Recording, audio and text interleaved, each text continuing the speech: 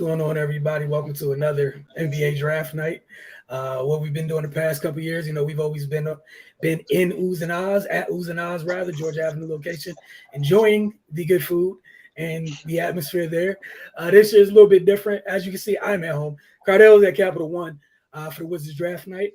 Other than that, things aren't changing too much. The draft's about to begin. We'll talk about the picks and their fits as they get selected. Cardell has some actual work to do during the draft, so sometimes you see him go and come away just like you've seen in past years when he pops off camera for a little bit and comes back. Going to be pressers. He'll come back in, share some notes or what have you. But we're looking forward to a fun draft night. And again, I've been doing my best to stay off Twitter because Woj is trying to break his personal records and spoiling the picks. And then obviously, we all expect. I've been saying it for the past week. Cardell Rave. We're all very aware that it might be absolute chaos tonight as far as trades and whatnot go. Like even more than typical. So, it might be a busy night for us on that front where, left and right, we're like, oh, it's going to be one of those nights. That said, as always, you guys know what it is. Hit the comment section throughout the broadcast and, join the conversation. I got the feed up, so things are proceeding as normal. Cardi, I asked you just off the top. I think we all know who the first three picks probably are. Just a matter of where they fall. Who do you feel is the best fit for each of the three top picks? It's tough to say because we don't know what Orlando is eyeing. They kind of in a they're in a weird situation as far as rebuilding, but at the same time, still trying to compete with the youngest that they have, who they're going to keep, who they're going to continue to develop. This is a new coach after 1 year. It's all about the direction he wanted to take it. It's tough on that year because they have a lot of young players. And keep in mind, like a player like Jonathan Isaacs, he was out last year. Where does he fit in? You know what I mean? So it's a couple players like who you talking about, like Chet Holmgren or whatever. That are similar, and where he is, he's bigger, he's taller, but Isaacs hasn't been able to stay healthy. So he has the size and skill and athleticism to cause a lot of damage, man. So it's tough to kind of see where they're gonna go. Oklahoma City Thunder, Lord Jesus, look, man. Are they going up, down, left, right? Look, bro, it is, man. It seems like they got a team full of lottery picks, man, with more lottery picks to give in years to come. So it's no telling, man. I think for Houston, it's different. They already kind of know what their core is and moving forward, their young core, starting their backcourt. Kevin Porter, obviously Green. So I like the young fella from Turkey, the big. I think he's promising. I like Kenyon Martin's son, Junior. I like what he brings. Right, what they need is, they got the third pick. They can go either way, man. They need some veterans in there to help elevate what the youngins they already have. So if they're gonna just go all out with the youth movement, they might hire one of those versatile wings that can come in and play the 3 or 4 and run with their backcourt. And the big kid up front with 30, especially since they trade Christian Wood, so that kind of tells you. That they eyeing more so somebody in the front court that help balance things, but it's tough. It's tough to see where they can go, or they could just use that pick for draft, for a trade. You just don't know. I think this draft is very good, but it's not generational on top. These guys that may develop to be that. When you look 20 years down the road, like never shown they have the potential to be that, but it's not somebody you can look at and be like, oh yeah, he come there, he ready to go. Right. It's just and you can put your franchise on it. It's just not like that. So it's interesting. We'll see though. Yeah, and I like that point that you brought up because of that. We're already talking for other reasons because of the teams and how they've managed their cap in the past, and some teams might have to make trades just to open up their cap to spend money in free agency in another week. It's gonna be crazy. It's legit going to be nuts. Then obviously we have no idea how that. We're talking about the first three picks, right? Yeah, Think about what the rest of the top 10 looks like. It's going to be madness. yeah, and how all this gonna play out, with the rumors going on in Brooklyn and Yep. some of these other teams and whatnot. Look, man, this has the potential to be a very Yep. eventful. That's the word I'm using, eventful draft. So it's just hard to say. Like I said, there's a lot of pieces that can be very good off the break, but I think it's a lot more talent that needs time to develop. Right. And we saw with Golden State, they developed some of their young pieces and paid off. They became key contributors quickly for them going into the championship. Whereas some other franchises, man, if them kids don't figure it out, it could be tough. They can be up and down in the G League, or they can be giving up on. You're not heard from again in a few years, so you got to keep an eye on that as well. Yeah, and that's the other part about it. Like you said, talking about some of these kids, it's going to magnify the fit and where they land. Mm-hmm. Because it's as we've learned this year, and most of us have known this, been screaming this for a while, but a nice reminder: where they land matters. Organization matters. It really does. And again, what you have going around with some of these veteran players, there's in terms of free agency, there's not a bunch of big names. But if you go into the other free agency, aka guys on expiring deals, the sign and trade market, booming right now. So again, what would you like? This is the thing for some teams. What would you rather have? Your assets and in some organizations, some can be real with themselves. Go get somebody ready-made and proven, and try to skip the steps you continue to fail at, or continue, spinning your wheels in circles. There's some players out here you might have opportunity to go get. Might cost you some assets. I mean, some people haven't done well with the assets thus far over the last 15, 20 years anyways. Some people might jump out there and really throw stuff around. We saw a couple pre-draft trades, with Portland, with Jeremy Grant. But again, the noise today coming out of Brooklyn, man, potentially what happened. I don't know how many people might be available coming out of there. Exactly. And a couple of, and you say all the time, some people when they move, the league doesn't really feel it. Some people when they move, everybody knows. Yeah. There's a name that's being mentioned, and you go ahead. And he's one of them. With the rumor guy from Brooklyn, he's definitely one of them. But it's for more reasons than one. Obviously, he's a great talent. So if he go to the right team, if he moves, let's say he does get moved, he go to the right team. It'll shake up the league, but at the same time, it can shake up the league and then reverse option, the opposite version, because is he gonna be on BS? Is he gonna play? You know what I'm saying? Like, it's just, can he be counted on? And that can jack up your team, because if you're going to get him, they're gonna get your team. Your team gonna have to be. Oh yeah, it's gonna be very, very top heavy. So you're gonna feel it. That cost's gonna hit. Exactly. So it remains to be seen. But I think after the, like you said, first 3 picks, things will flow now. You can kind of get an idea where they're going as the draft goes on. Right. And looks like we're about to, the magic on the clock at the moment. I'm definitely excited to see how the rest, after the first 3, to see how the rest of the top 10 shakes out. I expect madness as soon as pick 3 is turned in. From 4 on, I expect just pure chaos. All right. And the first pick. Yep.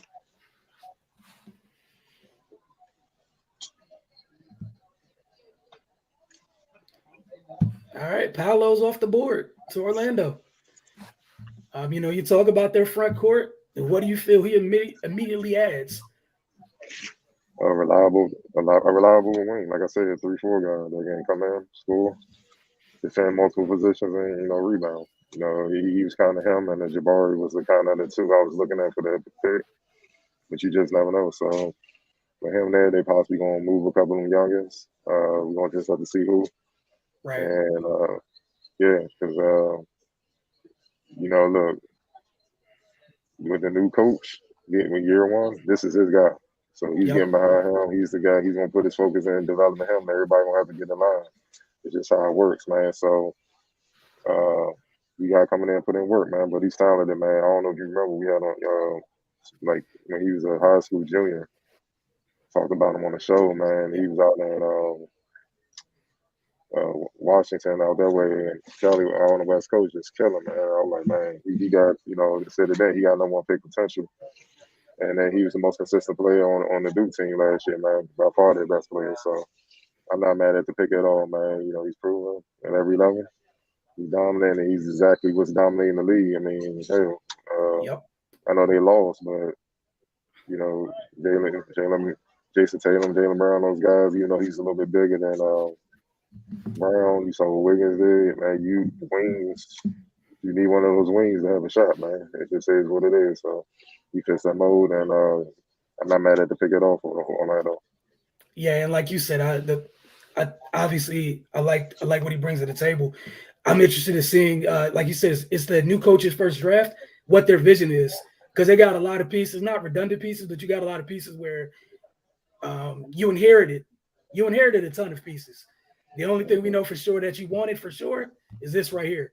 This was your choice the entire way, and we got to see how the rest of the roster shapes out. Mm-hmm. But it's not a shock that, like you said, between Jabari and him in terms of what the league's about right now, if you got one of those guys on the wing, also played it 4 times, you got one of those guys, it puts you in a conversation in terms of building a team. Not shocked, and I just want to see how Orlando continues to build this out, because we know they got a logjam at guard. They have a logjam at guard. What do they got? It's Suggs, Cole, Anthony, and Kel. Yep. So, decisions going to have to be made. And then, like you brought up, Kel got back sooner than Jonathan Isaac did, but still got to figure out what they're going to do with that. Do you keep him? We've seen Bamba take Bamba took some steps last year in the right direction for them. Right. Which is huge, but which I'm sure is in their mind when they made their selection tonight, possibly. But I want to see how the rest of this shakes out. They took Franz last year, right? In the first, it was Wagner. Yeah, Wagner. Yeah, it was Wagner, Franz Wagner last year. So again, think about the type of size and length they're putting on the. They have really at the 3, 4, 5 potentially, or just on the floor. Period. Honestly. And this kid, he's a lot more athletic than Franz. Even though Wagner, he can get up on his own, but this kid, yep, he's bouncy with it. So yeah, Terrence Ross is another veteran guard on that team. He might get moved because I'm pretty sure it's getting to the point where you need to send him somewhere where he can try to win. He probably want to go somewhere where he can try to win because, like I said, there's a youth movement there. Gary Harris is there. A ton of guards. Yeah. Bobo is there. Bobo is there. I forgot he's there. Yeah. You know what I'm saying? So Wendell Carter, another front court player. Yeah. They have a ton of youngins. That's what I mean. So somebody will have to get. There's not minutes for everybody. Yeah. Somebody's. A few players can move. So but not mad at Orlando at all, and they've had a solid track record with the number 1 overall picks working out there. They haven't always stayed there the entire time, but that's what I was about to say. They've worked out. They got people there. They've been impactful once they were drafted, but they got to learn how to get them to that second deal. Exactly. But that's on them to develop these guys and make them want to stay. Yep. Give them success, man. So that's the hard part. Up next, we got OKC. And sometimes in the draft, in matter of the sport, in some drafts having a second pick, when it's kind of it's not that it's controversial, but it's kind of a toss up at times. Between 3 players, you always got this. You got the first shot at the other 2. And we were just talking about OKC. I have no idea what they're gonna do, man. Because again, all I know is they stockpile lottery picks, and that's it. I don't know what they do outside of that. And they just selected Shet, which is crazy because remember the Pokusevski kid, the 7-foot kid from last year? Yeah, they got Poku there. Yeah. That's what I'm saying. They'll probably try to play them dudes together. Yeah. And they would be the tallest, lightest front court in the history of the game. Because both of them is sub 200. Yeah, like Poku's like 190 and change, and I barely believe it's 190. Chet's about the same thing. So you got Giddey, you got Giddey, you got Shy. Yeah. You got Lou Dort, Shaq, shoots a three. I like the minutes Jeremiah Robinson Earl gave him last year. He's very solid.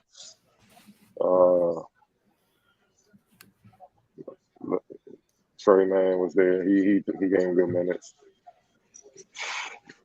What do you think this means for somebody like Darius Bazley? Because it's in the front court. Adding to their front court. But he's going to have to be he's going to have to be a 4-3. So I don't think it really bothered Darius that much. And Darius is one of the best players outside the shot. So yeah, you just got to figure out how to make it work. But again, like we're just talking about Orlando, it's another team that is going to have a really young, athletic, and long front court. The thing about Darius that kept him off the floor was, he wasn't inefficient from three, so it kind of shrunk the floor. But defensively, he has potential. Look, man, he showed flashes. He just got to be more consistent, be able to hit the outside shot. That's the thing. So if he come back and he's not able to do that, then this kid might rough him. It just is what it is. Especially the number 2 pick. We all know how that works. They gonna put him out there. So. We're gonna have to see, man, because they gotta make that work, and it's a bunch of youngins just trying to prove, and ego gets involved, so it's gonna be a tough road. Man, all right, so go ahead. I'm sorry, I didn't want to cut you off. No, I'm just saying I'm not mad. Shaq.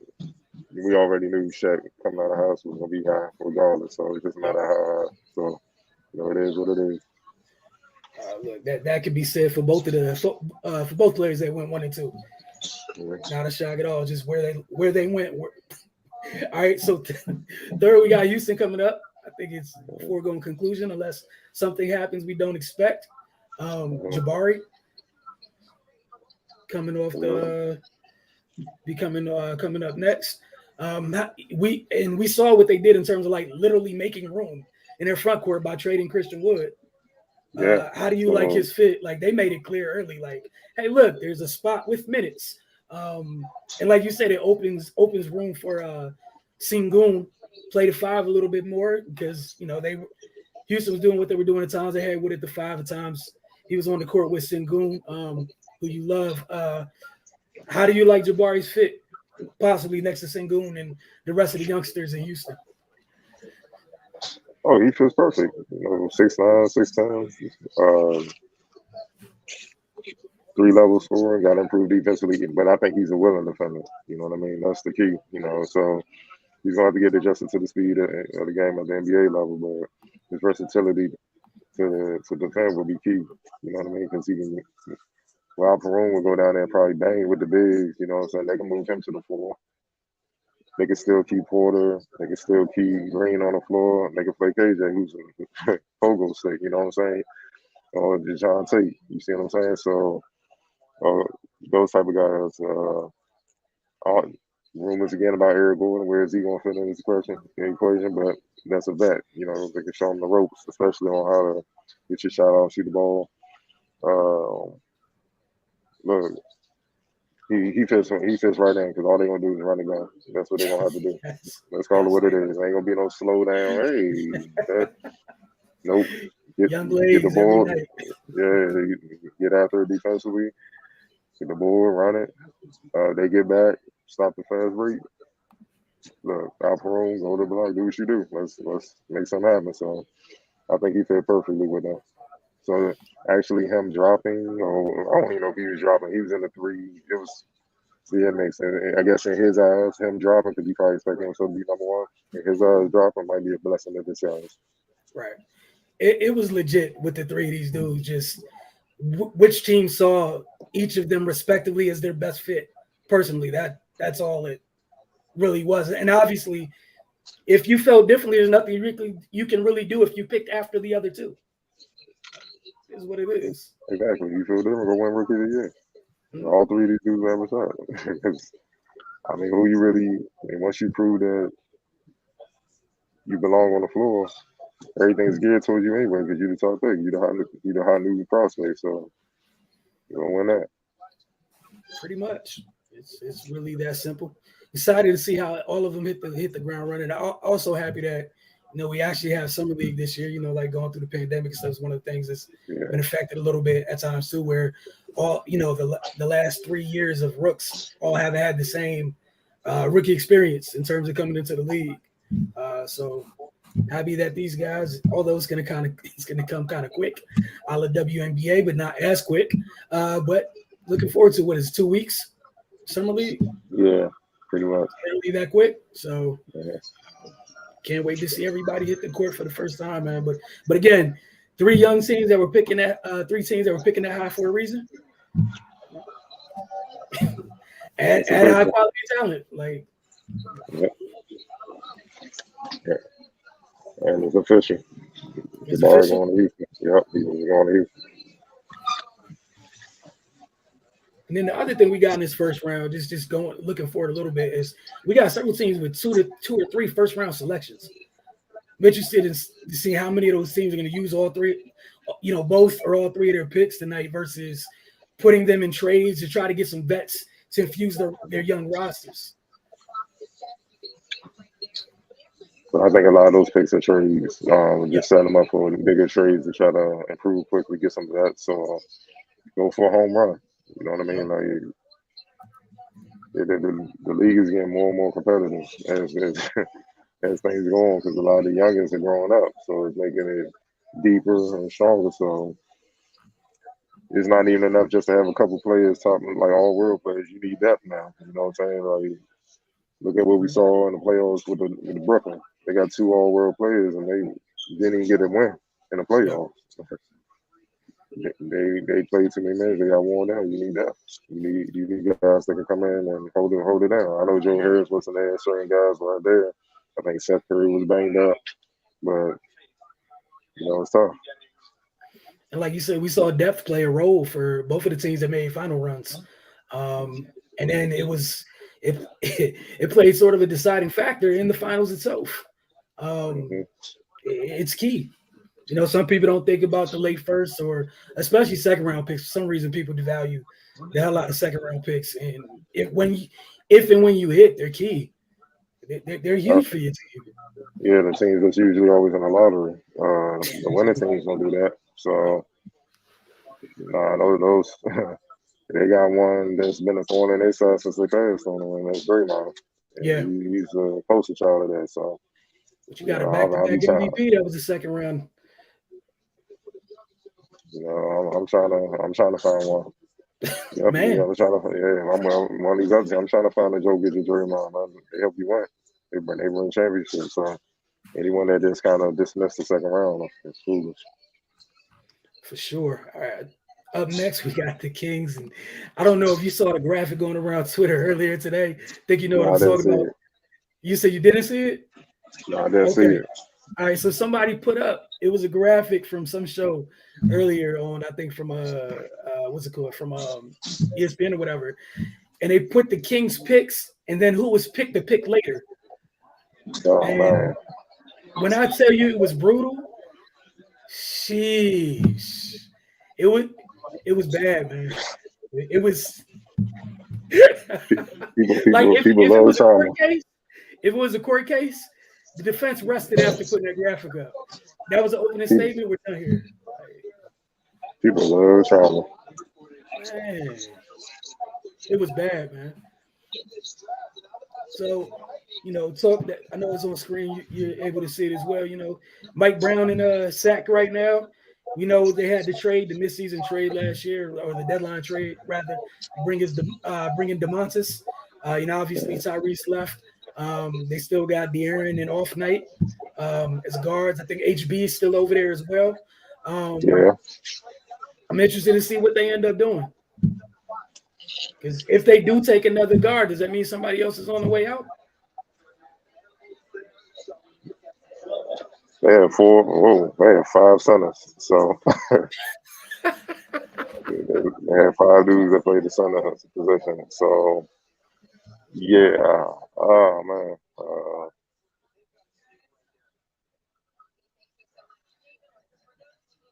yeah, it's tough for them, especially with Mike Brown coming in. So I don't know. Because I mean, what's it good? He was just in the finals. You know, I don't know how much input he's been able to have or whatnot into this in terms of how quick this is going on. Obviously, you know, the Kings were preparing and whatnot, knowing that they had hired him, but still, like, how do you, you know, what you were just talking about for Orlando in terms of who's over there, in terms of their newer coach getting a chance, you know, their first pick's going to be their guy, essentially. So we get to find out what Mike prioritizes in terms of who's on the board. I went with Keegan Murray, the Kings. You said they went with Keegan Murray? Yep. All right.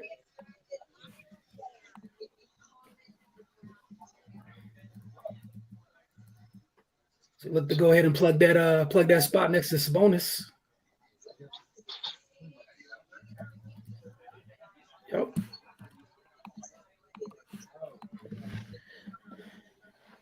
So they invested on the perimeter. Like you said, De'Aaron, you got an off night. You still got Dante, Terrence Davis. Yeah. Stretch the floor, rebound. Good, I'm not mad at it. No. And that's what I was anxious to see was if they ended up picking a guard, would it mean they're kind of trying to rebuild something or whatever versus just trying to see what De'Aaron and Sabonis are together going forward, adding to that group. So can't be mad at that at all. And the other thing is no one's going to be asking you to come in and lift the world in this scenario. He's versatile. Like I said, he guard multiple positions. That's the key, man. You can't do that. Hey, man, it's going to be tough, but the main thing is he can stretch the floor. So when you got a speed demon like De'Aaron pushing the rock and off like can push the rock, both of those guys can push the rock. You need somebody that can spot up and also keep doubles off Sabonis. Yep. So the floor won't shrink, even though he's still going to get his regardless, but it makes it easier, especially when the doubles eventually comes. Kick out, easy work. So, you know, I like it, man. You know, I definitely like it. He fits well. But new regime in town, isn't it? Yeah, man. What's funny is how about that? Maybe one of the happiest people in Sacramento when Mike Brown got hired, Harrison Barnes. You know, on stable ground in terms of Mike Brown coming in. But again, like I like the fit.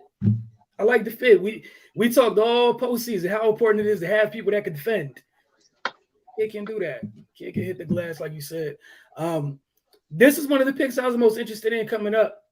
I want to see since Troy Weaver's been hired, I want to see, you know, we saw them take Cade obviously last year. Want to see what they do because the luxury that you had in taking Cade last year was you can draft somebody to play next to him on either side, whether it's him technically at the 2 and you draft the 1, or him at the 1 and get you someone to put at the 3 maybe and slides to deep down. Who knows what you want to do?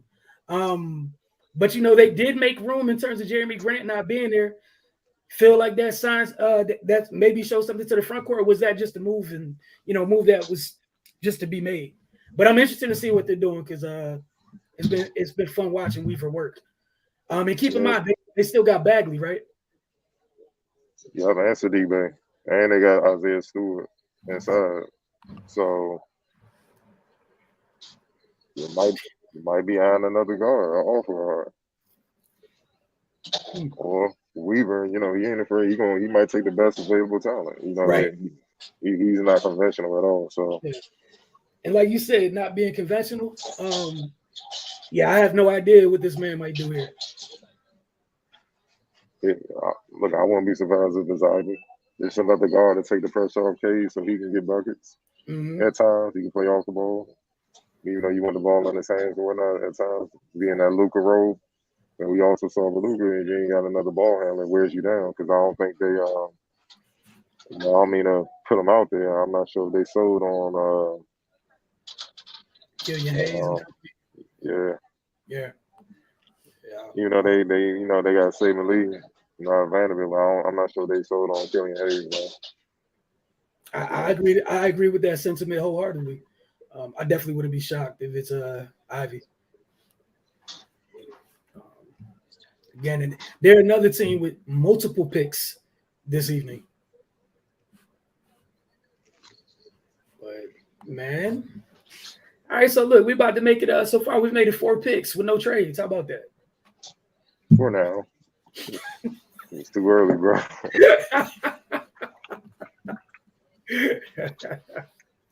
Look, man, it's progress to this point. But yeah, I'm excited about what the Pistons are doing. And have been since he got hired. But I don't know. I have no idea what this man might do. Exactly.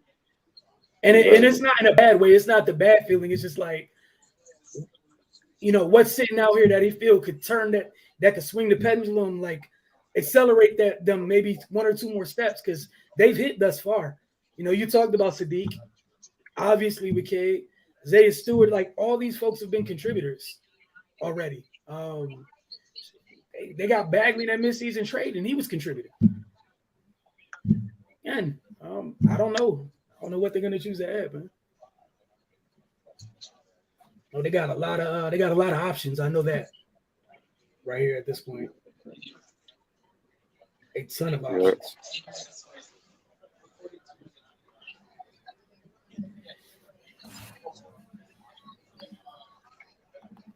Just a reminder, folks, you guys get in here. Obviously, the picks, if your team hasn't picked yet, let us know what you think. Just hit the comment section. I will happily respond. But we are on the 5th pick, anxiously awaiting to see what the Detroit Pistons do. Cardell, I think you're a little bit ahead of me. So, if you see it, let me know. Jaden Ivey. Jaden Ivey? Yep. How about that? Just stood pat, and there you go. Yep. Look, just take a little pressure off Cade. He ain't always got to create, and he can do that. The other guy that can defend, which Cade isn't the greatest at, they can put him on the top where whoever the most lethal guard is or whatnot. Keep Cade fresh. I mean, I definitely like this pick. You want to talk about a tough young backcourt? Immediately. So what does that give you? That gives you Ivy, Cunningham, and Bay. Yep, on the perimeter, and then sheesh. You got Stewart, possibly Bagley, because Bagley played strong. Late in the season, played strong. So yeah, they developing low. Yeah, they developing a tough young man, hungry man. So. And they weren't on last year. So. All right, so that was the 5th pick. Coming up next, we got the Indiana Pacers, who we saw them with the trade they made last year. There's noise around them about, folks on their team being on the move or being available, what have you. They were in that trade with the Kings. They brought in Tyrese Halliburton, who hit the ground running in Indiana. It's not to say he wasn't hooping a sack, but he hit the ground running with a little bit more opportunity in Indiana. Where do you think they go?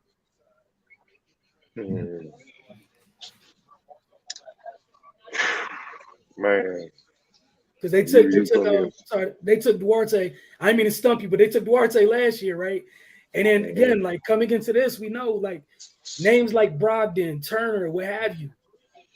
Multiple reports just thrown out there in terms of them dudes being available in talks, and that wasn't like some of the noises coming up in the last 48 hours, like before the regular season even ended. My thing is, what are you gonna do with Miles Turner? I don't know. You know what I mean? Like, are you investing in him long term? You got Buddy Hield, Halliburton, obviously in your backcourt, but Duarte. So your backcourt is pretty much Malcolm Brogdon. They may keep him, they may not. Do you love Jalen Smith? You see what I'm saying? Like they Man, I think they'll probably go with an athletic wing, a guy that can a 3-and-D guy. Okay. I think they'll probably go that way. Yeah, because they were just one of the teams where I don't, like you said, we know the names that are rumored to be in talks, but I don't know who's staying and who's going, what's moving, and what have you. Knowing that Miles Turner, that changes the discussion by a large amount. Him not being there changes it again. Because it seems as they're eyeing trying to get the center in the trade market or whatever, or free agent market. So I don't know. They're in an interesting position because they have pieces. Yep. You know what I mean? Right. So you talk about possibly a 3-and-D for. Oh, they put the pick in already. The Pacers aren't playing. They like something. They got that pick in immediately. Are we getting closer and closer? Obviously, the Washington Wizards select 10 as of right now, this evening. And that's where Cardell is currently at Capital One Arena for Wizards draft night. Man. I mean, do you go with a proven commodity? Do you go with a project? But you want to know what we're saying in terms of trying to question where they're going? The pick might give us a good idea. Or maybe they're picking for someone else. This is also very true. This might be something that's attached to someone who's exiting later this evening. But yeah, like this little run of teams coming up next, I don't know. I don't know what to expect. All right, again, we got the Pacers on the clock right now, 6.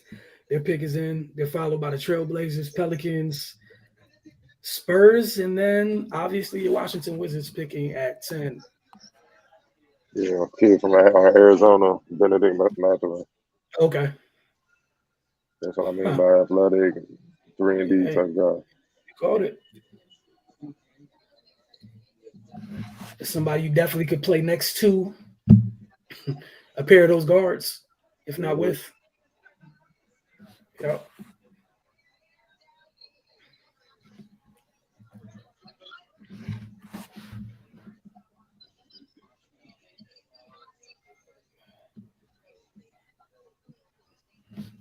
All right, so okay, Indiana. 37% from deep. Oh yeah. Yeah. I heard people in the league like that. Yeah, indeed. And that's what they did not have last year because they got ate up on that wing spot on a nightly basis. Mm-hmm. He's a freak athlete, and most importantly, he's a dog. So yeah, this is a great pick for them. What's that thing you always say about freak athletes on the defensive end and how they can impact games? Yep. People watching the highlights. He caught a lot of bodies last year. And I like him because he plays mad. He plays angry. You know what I mean? Like, nah, I ain't here to be your friend. Nah, they definitely need that. Get you up out of here. And being an athletic as somebody, with Tyrese and his vision, he will be utilized.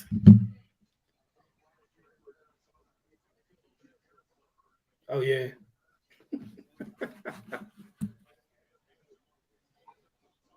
Oh, yeah, Anunoby. Oh, Lord. You said what? No, my bad. I forgot we live. My bad. No, what would you say?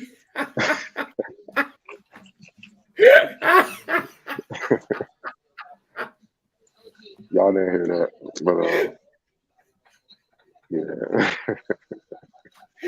All right. So the Pacers just took Benedict Mathurin. Mathurin, I'm sorry if I pronounced it wrong. Like Cardell said, 3D wing. All right. The Trailblazers made the trade recently to acquire one Jeremy Grant. Have no idea what they're doing, what they plan on doing, or what they're looking at. What's going on, Jovan? Appreciate you joining us. We said he's laughing at Perks comps already. That's what I talked about. Yeah, he heard me. Hey, look, Jovan, I got it. I have it turned down in my ears a little bit so I can hear Cardell. It looks like I did the right thing that I turned it down a little bit. Yeah. So that's who's giving out the comps tonight is Perk? Yeah. All right, then yeah, I did right. Like I have it on. It's really low. Yeah, you need to just mute it. Just tune in. All right, cool pick. All right, cool. But no, I love the pick, man. I love what he y'all can bring some. And like I said, I like that he a dog, man. I watched him a few times last year throughout the season, and he brought it every game. He brought our game highly. He's definitely look. I know he ain't go there, but he would fit right in with the Memphis Grizzlies. How that mentality, how all them youngins roll. That's how he rolled. Oh, the Pelicans need that bad. So yeah. Not the Pelicans. I'm sorry, the Pacers. Pacers, yeah. That's very bad. Sorry. And anybody can use it, obviously, but yeah, very bad. So I wouldn't be shocked to see him day one, like whoever the top guy on the opposing team, be hopping on him and actually going at him like I can lock him up. You know what I'm saying? So it's gonna be fun. All right, folks. Go ahead. As for Portland, my thing is with them.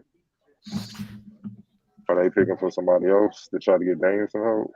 You feel what I'm saying? And then that's what I'm weighing. Because if they just trying to go as is, they need size. I mean, you got Nurkic, but after that, they small. Watford 6'9", but he a Wayne, Gray Brown, Wayne 6'9". Those are the two next biggest players on their roster. They need size in a hurry. You got Anthony Simons. Obviously, you got Dame coming back.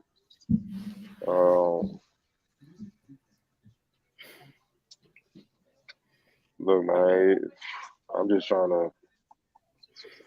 And we've seen like the times when Nurk has been injured. Boy, it's disgusting to watch. Because, like you said, there is a. My bad, Josh Hart out there. Yeah. He needs size. But like I said, I'm not sure if they picking for themselves or they picking for somebody else to try and get some veterans in there. Right. All right, well, we shall see. We shall definitely see. There's still more than a few things left on this board. And I'm interested to see where they're going. Because if they do want to go size in terms of adding to their front court, what are some of the players you like at that spot? I would take a look at Jalen Duren from Memphis, man child, 6'10", 6'11" kid, super athletic, a beast. Still has to, get better in certain situations defensively, depending on the pick and roll, hedging out, being able to get back to your man, closing out 3-point shoots. Because Embiid and those guys, they Giannis, all those guys, Jokic, they spot up from 3 in the heartbeat. So you got to be able to run out there and recover, but still move your feet, cut them off and get to the basket. Is it easy to do? No, but that's the job. You about to see. Oh, okay, yeah, the pick is in. Well, Shaedon Sharpe from Kentucky. So that's where he went, Shaedon Sharpe? Okay. Yeah. He didn't play last year, but super talented. But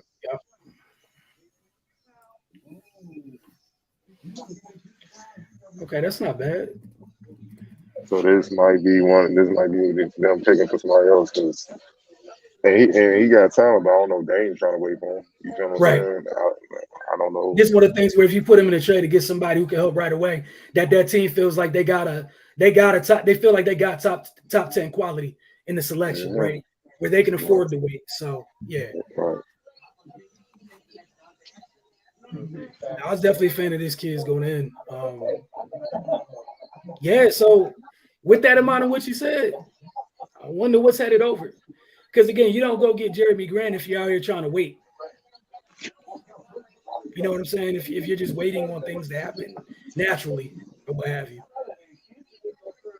Yeah, he has NBA ability for sure, man. But I don't know for him to be ready. I don't know they got that time. So, like I said, I don't know if they picking for somebody else right now, especially for a guy that didn't play at all last year. So, right. That's tough to do. We got a fun selection coming up next. And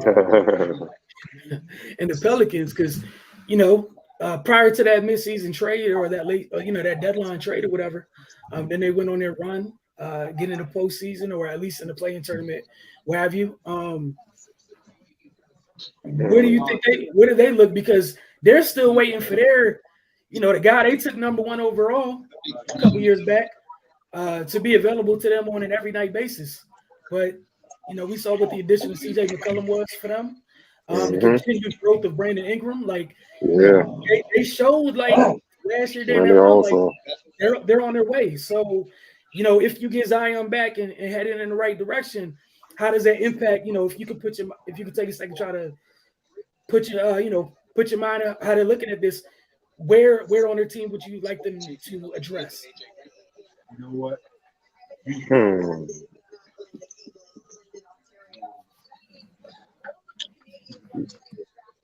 And you drafted the kid from Alabama last year, Kyle Lewis.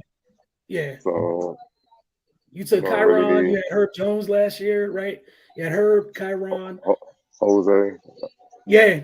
Grand Theft. Yeah, Najee Marshall, local kid. What's it called? The Virginia kids there too, right? Trey Murphy. Yep. Yeah. So do you just go kind of like best player available and just add it to your depth and keep it moving? Yeah, you probably just gonna need somebody that can come in and contribute right away. Because they're one of the rare teams in the top 10 that's kind of like, for sure heading in the right direction. Not kind of, sort of, but for sure. Again, coming off some postseason success. And then with Zion coming, well, hopefully he's coming back. You don't really need with Valanciunas, you don't really need a front court. So yeah, I would just take who I feel is the best available talent. Yeah, because you still, even behind JV, you still got Jackson Hayes behind JV. Yep. So they don't have many needs. It's just about continuing to grow and develop. Mm-hmm. Which I think makes the pick scary, honestly, from that standpoint. When you're not drafting for need, you could take a swing technically because you're not one of the people picking this out where, hey, we need you to contribute immediately. But are you confident in their organization to develop a young player? This is true as well. That's why, might need somebody that got a few years in college, they already know how to work and come in and handle their business. Because I don't know if I trust this organization with the youngin. Right. Especially with the amount of talent, the young talent that they already have. That youngin get lost in the shuffle. Yeah, and honestly, like you said, some of the young talent, folks are excited about. That was imported. Talking about like BI, just being completely honest, like you said, to your point. You don't can't get too much credit for that one there. The needle was pointing up. However, he's still going. He's still doing what needs to be done. But I don't know where to go, man. Like Devontae Graham, he went from a starter. Even be honest, you know what I'm saying. So he barely played. Herbert Jones shows signs. Mm-hmm. You know what I mean? But yeah. Like you said, that's the thing. The elephant in the room for them is their number 1 pick. If you can get him back on the court, only helps.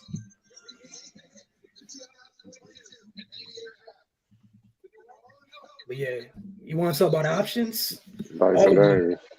Dyson Daniels. Oh my god. Yeah. Night, so I like it.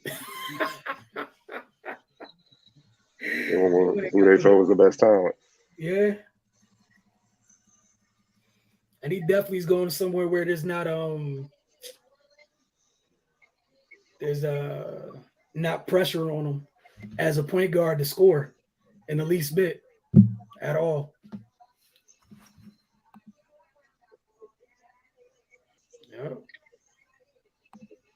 Yeah, I like that pick a lot. Going with the type of size and length that they have on that roster already. Mm-hmm. Versatility never hurt anybody, especially on the defensive end.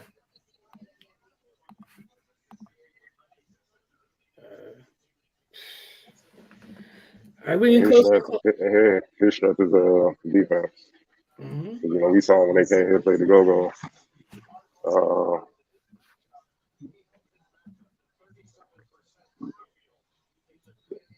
He just won't have to get minutes or whatnot. That's the only thing. He just want to fight to get minutes, but I think what's going to get him on the floor is the defense initially. Then he'll be able to earn some trust with Willie Green and showcase everything he can do offensively. And he has some good guys to learn from, the Ingrams and CJ McCollum, because I know they're going to be on him from day one. That's how we work, be professional or whatnot. So he's in a great situation, man, where he can just learn at first, but be counted on later on if he handles business, behind the scenes, which, I have no reason to think he wouldn't. You know what I mean? That's what the Ignite program is for, to groom you to be able to come in and contribute right away in the NBA. So, I have no complaints about the pick at No. all. That's two of us that don't in the least bit. Man. And we've seen how we saw, last year during their run to close the regular season and in the postseason. Defensively, they already have some folks that got it done defensively. You add another one to it, like you said, it's the key to getting minutes. But it always gives you a chance against really good teams. The more versatile, lanky defenders you have at your disposal, and they have several. They got a bunch of young guys that can bring that to the table along with the other things that they do. Right. Coming up next is the Spurs, which is interesting because I don't know what they're doing. We saw the DeJounte Murray noise yesterday just a little bit. Don't know if it's anything more than actual noise, but the Spurs picking in the top 10. So they've acquired. You said DeJounte Murray noise. What you mean? Just with him some noise came yesterday, several reports about him possibly being moved and all that stuff. Whether it actually happens is a different story, what have you. Again, just a bunch of noise over the last 48 hours. But again, what's important, the Spurs are picking here ninth. They've made some solid picks over the past couple seasons. You had some solid players. What do you feel like there's a key area they need to address right here? Yeah, the front court. They don't really have much production up front. They need somebody to. Jakob, he big, but he don't really make that much of a difference. 13, he close to a double-double. But he don't spread the floor. That's another thing, right? So he's a solid defender, but they need somebody that they can throw the ball into and get them easy baskets. Right now, with the Spurs, they all perimeter based. I think the DeJounte Murray talk, I think that's all teams just inquiring, trying to, a lot of teams want a point guard. And he's a young point guard that became an all-star last year. Right. And a legit triple-double threat. So, he's special. And he's just entering his prime. He's only 25. So, I don't believe that. Because, you trade him. Come on now.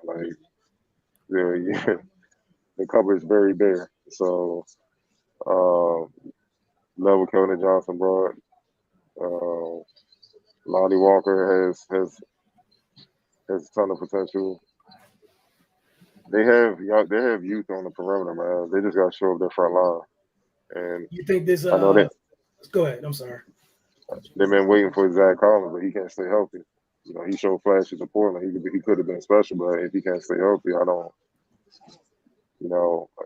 That's tough. But what were you about to say? I was about to say, do you feel like this might be Atlanta's spot for Jalen Duren? Possibly. Or talk about for their front court, or go ahead, or was it somebody else you were going to suggest? Everybody high on the kid from France. Oh, okay. Who's main D? He's another wing, and they have a bunch of wings, so that's why I'm not sure about him.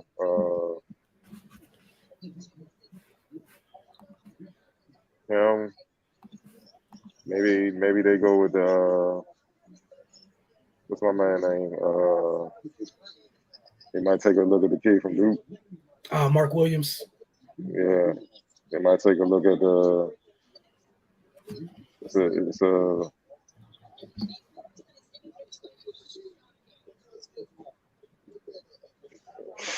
I don't know, man. They just in the weird spot. And then I'm just trying to think because I'm trying to put myself in Pop said where he's at also. 'Cause that's a big part of that. Like, what is he looking at? Is he looking at somebody overseas? The big kid from the big kid from Auburn, the center. Kessler, right? Kessler. As far as protecting the basket, he's already NBA ready, and he knows exactly what to do out of pick and roll situation. So he rolling, he can pop, and he can hit threes at times. I don't know. Would they go outside the box and get somebody, or are they Well, looking the pick is in, and then right after that, that building where you are should get active soon. They're on the clock. Yeah, I already know who I want the hometown team to take, but we'll see. All right, well, we'll get right to that as soon as they announce who the Spurs are selected.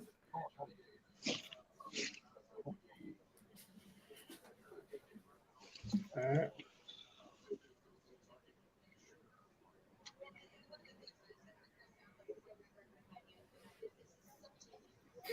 Jay Billis out here reliving the conversation we just had. he was tuning in. I think he heard us, so I don't know how, but or we might have been saying something that made sense. Not sure either or. Yeah, tend to be in a lot of gyms, man, year round. So I heard it helps. Pick up a thing or two.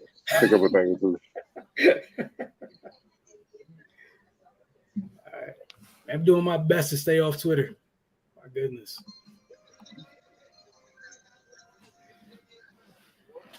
Yeah, I think what you said earlier is going to describe this night perfectly. Whole bunch of guys with high ceilings, depending on where they land, if they're able to get the kids to reach those ceilings. They went with Jeremy Sohan, Baylor. All right. So forward, right? Power forward? Or just a forward in general? Much. You went in and out. What'd you say? It's a forward, right? Yeah, out of Baylor, yeah. All right. 6'9". Okay.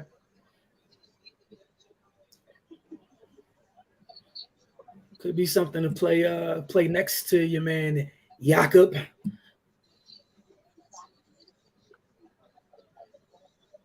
Oh, Polish national team. Okay. I'm gonna take a wild guess. Solid defender. Versatile. Yep. Oh, okay. And can pass the ball. But those are traits that's Pop love. That's how you got to play in the system. They already got their score. You know what I mean? So they don't need nobody coming in. They need somebody coming in that can plug in and get what they do. All right. You mentioned it a little bit. If you had nothing else on Jeremy Sohan, who is it that you would like Washington to select with the 10th overall pick? Johnny Davis out of Wisconsin. Okay. Another guard. The thing I love about him is he gets it done on both ends. He's very good defensively already. And we all know, Lord, we ain't even going to get into that. We trying to forget that. A lot of trauma last season, watching out. But offensively, he can get his. He can score. He can facilitate. He know how to use his body. He draw charges. Not draw charges. Absorb the contact so he can finish inside. He can shoot from the free throw line. He can shoot from deep. And he can run the team. Like, he's a complete guard already, and he has big game experience already. So we know the elephant in the room. They'll say where he leaves. This kid is insurance regardless. So I think he's the guy. Because I think he's the most ready made. You know what I mean? That is ready to go. You know what I mean? Because even outside of, just forget about Bill for a second. You got Rule. You've been in the league for a few years. Then you got some years on his level. Six for 4 years. You got guys that are older rookies. Yeah. That are like anxious to start winning games. So you need somebody kind of come in for that mode, not a young, and then you got to wait a few years. Because, times are ticking. So, I like what he brings overall, man. I think he can come in right away and help, just like Pittsburgh. We was like, all right, he's a shooter. And he played it, and he actually proved he was more than a shooter. You know what I mean? So I think this kid can fit right in with him.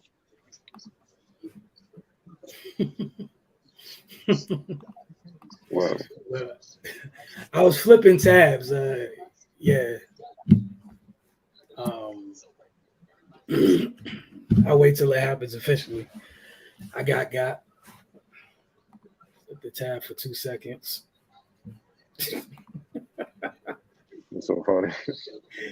I saw the pick because I just literally I didn't have it. I clicked on the tab and of course it was at the top of the timeline. So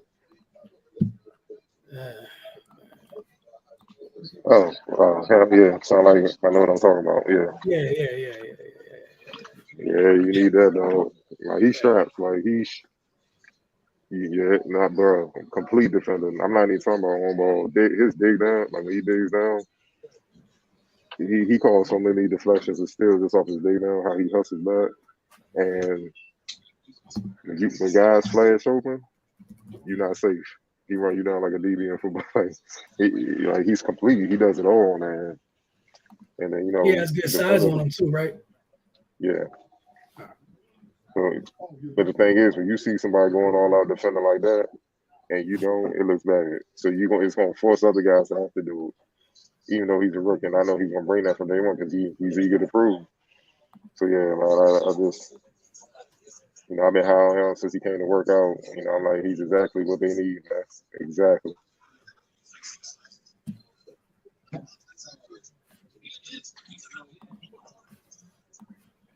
All right, that would does that take us? 1 second. That takes us to 11 once the pick is in. But no, look, everything that you described, things that we're missing in spades here. And then the folks that did do those things, they're closer to my size than your size, so it hurt at times. Him having great size, and like you said, whether you know who's here or not, it's still something that it's still a need for your franchise, and that's the important thing. Mm-hmm. So yeah, I like him. He's actually one of my favorite players in the draft because of that. Like he's one guy I'm confident, like he's ready to go. He's like they can have a game tomorrow, you can put him out there. He just needs to learn a couple plays and he'll make an impact. And I think he's just a professional. You know what I'm saying? So that's huge. Man, they need it, especially at that position. I mean, bro, he's All-American. He was the first team All-American as a sophomore. So, man, all right. So I know 6'5", 196, Hawks played Pro Bowl. Like he built for it. He ready to go. I like the fact you said of all the things that you said, kid's professional. Complete, man. Man. They still have a couple more picks tonight as well, but it's not a bad way to start it. Talking about the Wiz, you got more picks? Yeah, they got a couple more picks. They do. But I'm just saying this is not a bad way to start in terms of getting something that is hugely needed. Yeah. It's official now.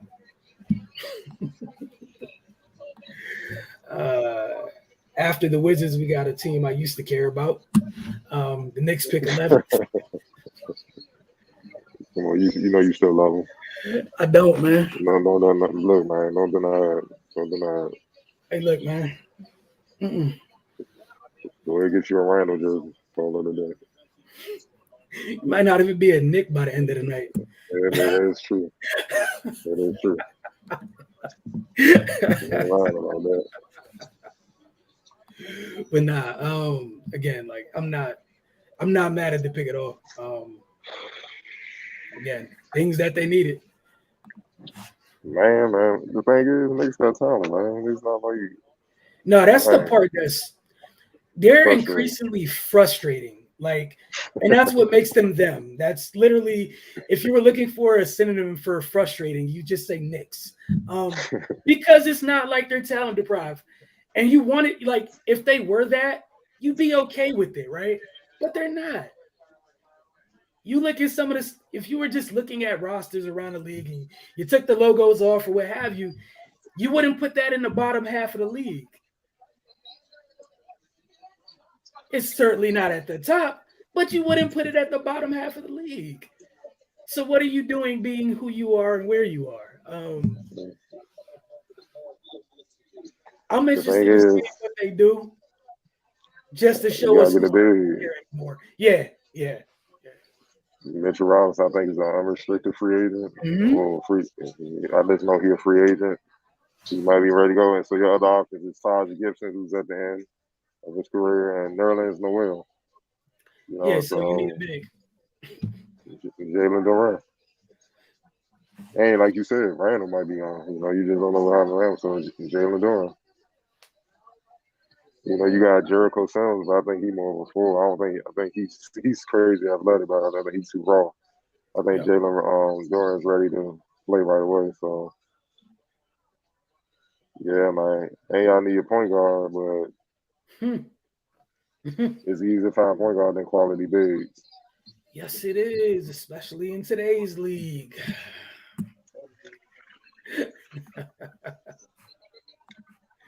Oh man, that is yeah.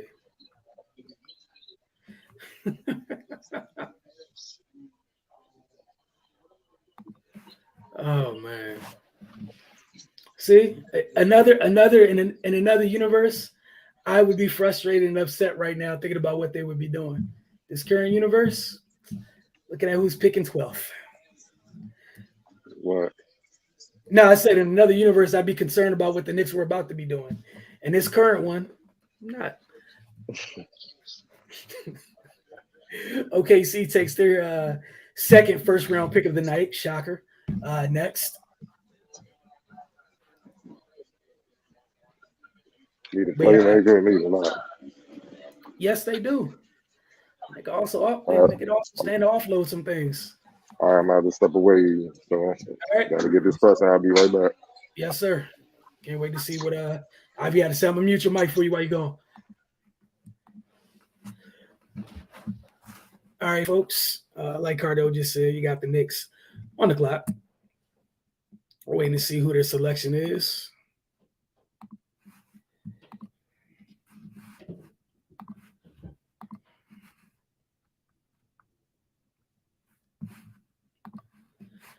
All right.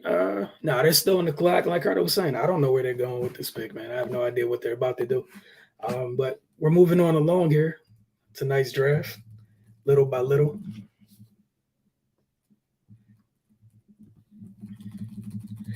And again, to this point, again, everyone was predicting a ton of trades, myself included. Nothing as of yet.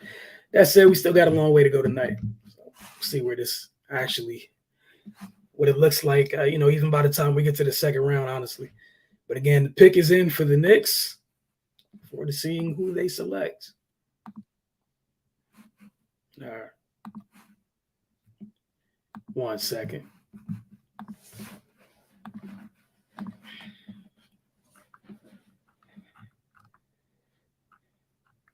Oh, wow. Okay. Ousmane Dieng.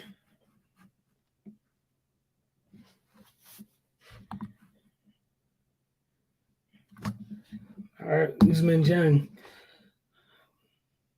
Cardell was talking about him a little earlier. They go forward. It's adding a big, but wasn't expecting his name to pop up at that moment. But excuse me, has some size. Obviously, get a little bit stronger as he continues to play here. But 6'10" forward. Not mad at it in the least bit. Interested to see what else happens with the Knicks this evening. But hey, man. See what Cardell has to say about this pick when he returns again. He left Want to go check out the presser with Johnny Davis again. He's in Capital One for Wizards draft night. All right, hold on. Think we just got a trade. Let's write this down in case.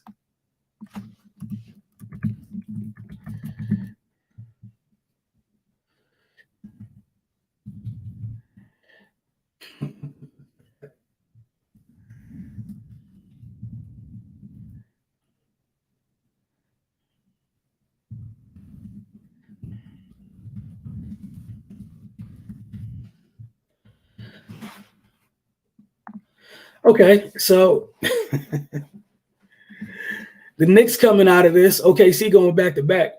So OKC, remember they took Chet second overall. They just took Ousmane Dieng. We're just talking about. They just traded. We've been laughing about OKC having all these picks that they've been stockpiling. So they just took some of those picks, sent them to the Knicks. We'll see exactly how many picks it was later. It hasn't come out as of this moment. But Ousmane Dieng heading to OKC, the 11th pick. OKC keeps the 12th pick, so they're picking back to back. They're about to have 3 picks in the first 12 of this year's draft. See where they're going here. Interested to see where they go here. Sam Presti is busy. Wow. Okay.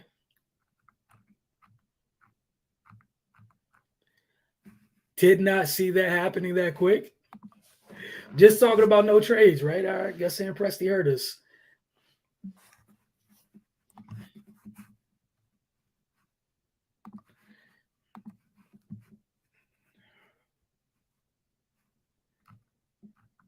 I'm trying to see if someone shows those multiple first-round picks. Have not seen them as of yet. Keep you guys updated on that. But OKC back on the clock, so they're going back to back. Don't know what they're looking at the moment.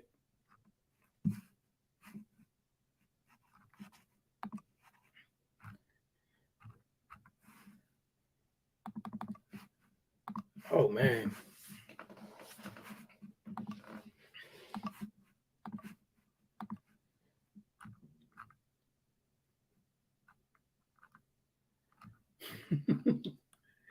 Yeah, this is interesting, man.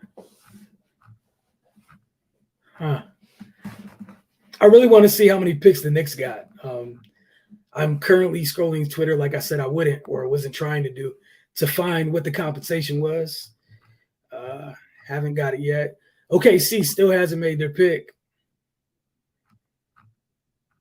That's crazy. So they acquired the 11th pick, right? And then kept the 12th. You have that many assets, OKC. And I mean, we all know the answer, but still, I guess that's the luxury in having them, right? You got to use them at some point.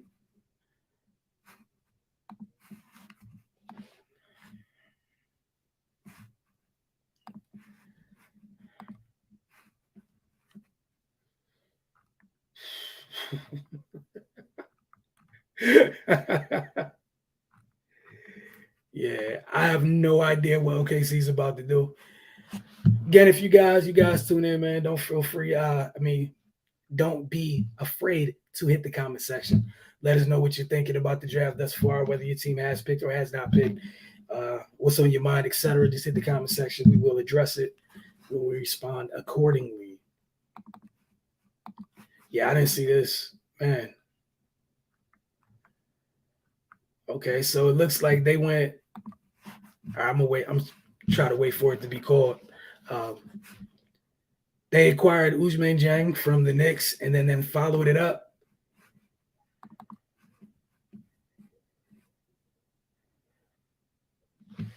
Yeah, they followed up with Santa Clara's Jalen Williams, who I like. I know my guy Mike Sykes liked him a lot as well. But man, OKC gonna be up there making a run for one of the longest teams in the league, wingspan and height. Sheesh, man.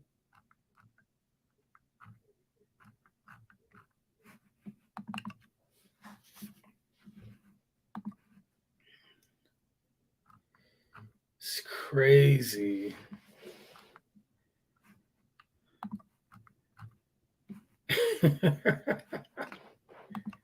All the wingspan for OKC. All right, so again, we're waiting for the pick to officially be announced. I took a little cheat at Twitter in the last minute.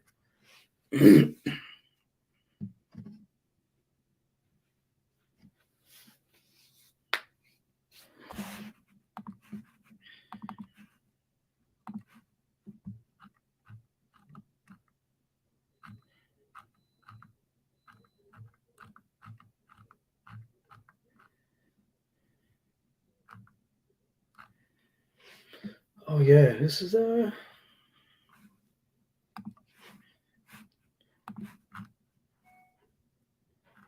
yeah, I'm anxious to see who it is, man. Of course, answers aren't being given, but again, I think it was Jalen Williams coming up next for OKC. Silver's hitting the stage right now, at least on my feed. Cardell will return when he returns. Let us know what Johnny Davis had to say in his first appearance with Washington media and beyond, obviously via Zoom.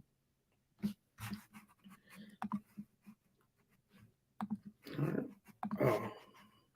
So Jalen Williams and Ousmane Dieng for OKC, along with Chet Holmgren, who they took second overall. Williams has a clip.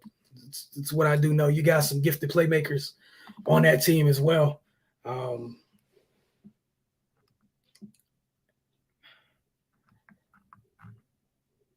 Wow. Okay. That's tough, man.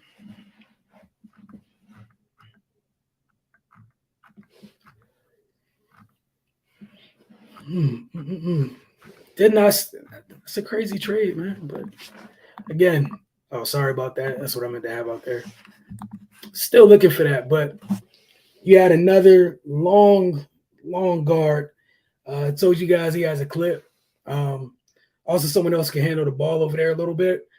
That should be fun between those three. Again, if all three are retained.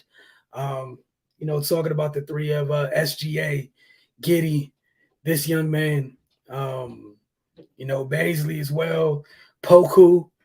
Sheesh. Again, extremely long team. We got Charlotte on the clock next. I think they're still trying to figure out who their head coach is going to be, which makes this draft pick super interesting.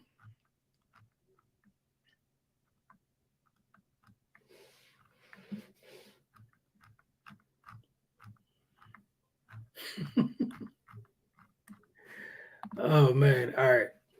So, again, Charlotte's up next. Think about things that Charlotte may need. I know the first thing that comes to mind, a center. They need one bad. They need a five, an impactful five, like yesterday. I don't know who. I think Jalen Duren's still on the board. He hasn't been taken yet. Or if they go Mark Williams, or maybe they surprise us and select the wing, and maybe they move somebody who's currently on their roster. Not sure. But that's the first thing to come to mind when I'm thinking about Charlotte. Immediately, they need an impact player at the five. It would go a long way, especially when a defensive end for that. And also think about what you would be giving a young playmaker like LaMelo Ball. We see the way he connects with Miles Bridges, throwing lobs. You go get somebody who play over the rim. For him, give him a legitimate lob threat at the five. And again, just somebody to anchor them defensively, hit the glass, run the floor. I don't think you're going to be asked to do too much there. But if you're able to do those things, you'd have a great impact. So that's what I think Charlotte should be looking at. Could be super wrong. I don't work inside their front office. Interested to see who they end up selecting. They have not selected as of yet, though. Excuse me 1 second.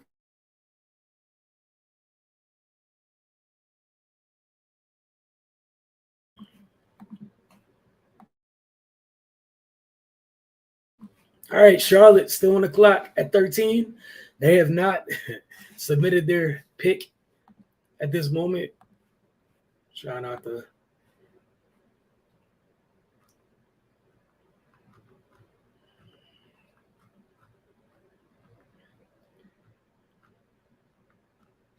Yeah, this should be fun.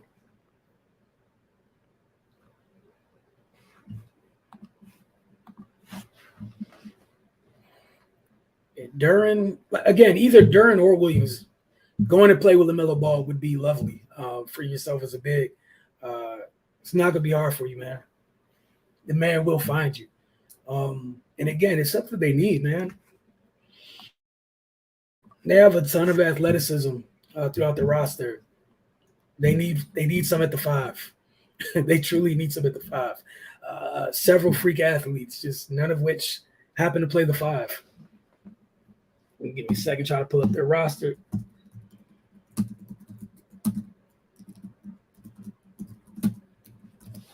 But man, and they're still trying to figure out the thing with the coach. Yeah, Kenny Atkinson kind of go back on him agreeing to becoming their coach. So they're still out here looking.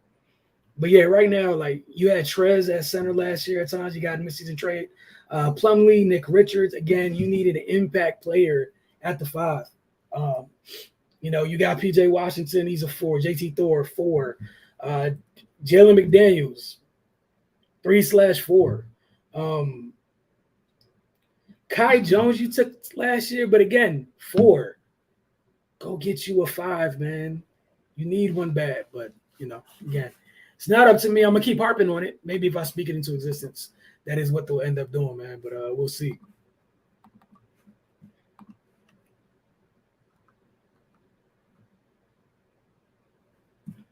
Oh wow. Okay. So took a look at Twitter. Cardell was right earlier for the Wizards.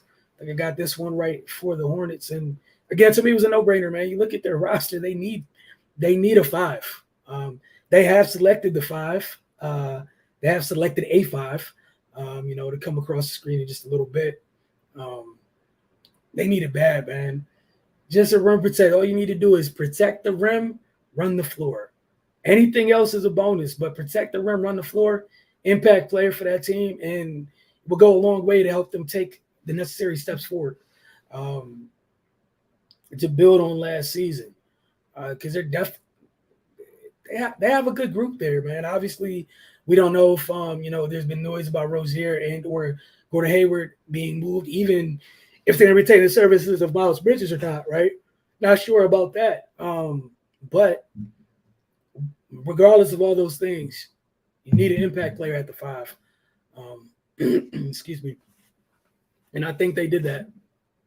It was easy decision. So far, you had the only true center go at the top of the draft, right? And OKC and Chat at the 2, who went 2. The Hornets pick is in. They take Jalen Duren. Should be dynamite with LaMelo Ball. It's really simple.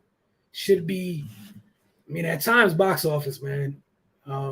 Very easy. Should be very easy for those 2 to get a connection going. But he's what they need. Excuse me. Exactly what they need. Exactly what they need. So what's it called? In the last couple years, seen a couple teams take physically gifted specimens from Memphis. The Warriors take Wiseman a couple years back, wait for him to get his health on the right track to go. But Jalen Duren, well built for a young man already. Coming, you're already going to be one of the most physically imposing bigs on that team. They need it, man. They need everything that he brings to the table early. It will be fine, man. Again, has to get better. The free throw line, but man, they're gonna be fine, man. That was a good pick. I really like that pick. Truly like that pick for them. Coming up next, we got Cleveland. Interested in seeing what they do. We saw the jump they took last year. Health kind of hurt them. They weren't fully right going into the playoffs last year. Ended up in the play-in. Throughout a good chunk of the year, they were in the top half of the East. Sheesh. So what do they add? I'd imagine it'd be another wing, maybe one to help spread the floor a little bit. All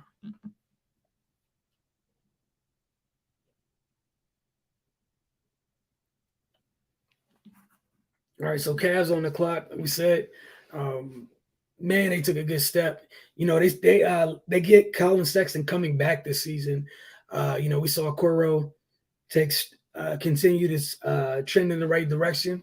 But what made them special was that three-headed monster, their 7-foot front court. Was it Jared Allen, Evan Mobley, Lauri Markkanen? If you're able to get somebody else on the wing, maybe you can do something where Lauri's able to come off the bench. I don't know if that's something you want to do or not, or just gives you added depth for when you do have lineups where it's not the three bigs, where the 3-footers aren't on the court together.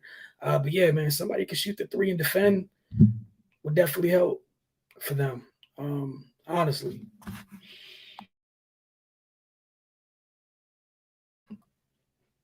But Cleveland, again, getting to build on it, man. 44-38 last year, and only because there was a good chunk of the second half of the season where they were missing Jared Allen. And then, of course, they were missing Colin Sexton for longer than that.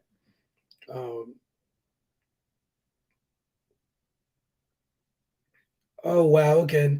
So the madness has begun.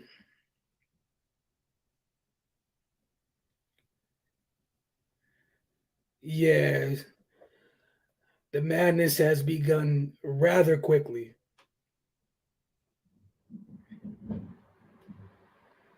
Oh, man. All right, so Jalen Duren, who was selected. Oh, boy. Jalen Duren, who was selected by the Charlotte Hornets, who I was giving them credit. They have chosen to trade Jalen Duren to the Detroit Pistons, waiting for compensation. Sheesh. This is crazy already. We knew it was going to be nuts. We're just getting started, man. It's the second trade of the night.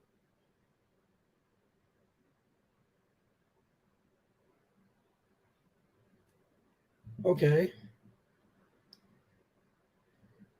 So there's several things going on at the same time right now. Sheesh.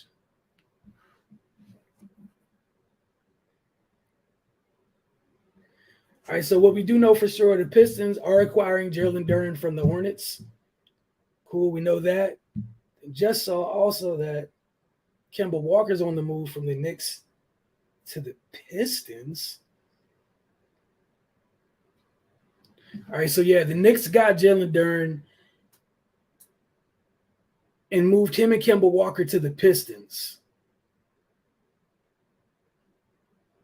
Sheesh. All right, so we finally got the trade. Took a while, but we're finally here. It's going to be so much easier tomorrow to just look at these things once they're written out and complete. But Charlotte Hornets took Jalen Duren at 13. Well, actually, before that, you had OKC make a trade with the Knicks. So OKC could take Ousmane Dieng at 11. Then they retained their 12th pick. Cool, no issue there. That's fine.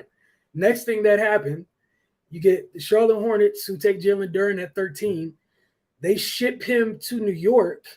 New York shipping him along with Kemba Walker to Detroit. That's where we are at this point. Man, when somebody gets a graphic together, I would happily put this thing in there.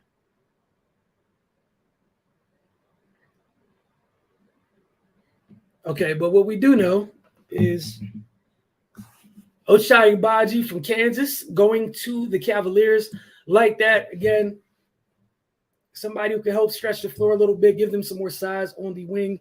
Obviously, it's Cleveland. They're going to ask you to play defense there, something we know the young man can do. But again, a lot of people know him best for shooting the ball, particularly from range. Again, for Cleveland, not mad at that pick at all. Depth, man. Depth.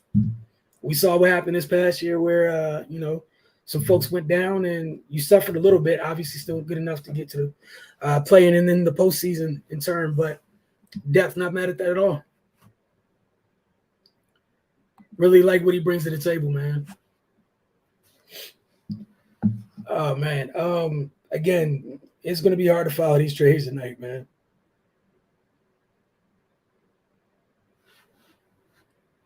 Very, very hard to follow these. And we still didn't get the compensation for this either. All right, so the Pistons are sending the Hornets a 2025 first-round pick via Milwaukee in the Duren trade. Detroit got that pick from Portland in the Jeremy Grant deal yesterday. So the pick that Detroit got for trading Jeremy Grant has already been used in this trade just now. Sheesh.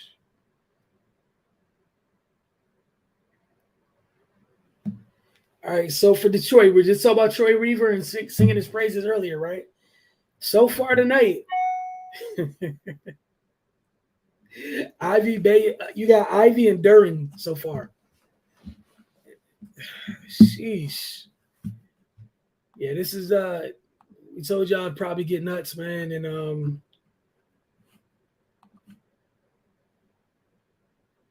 yeah, this is gonna be nuts. All right, so what we got so far? Oh, okay. Saw that already.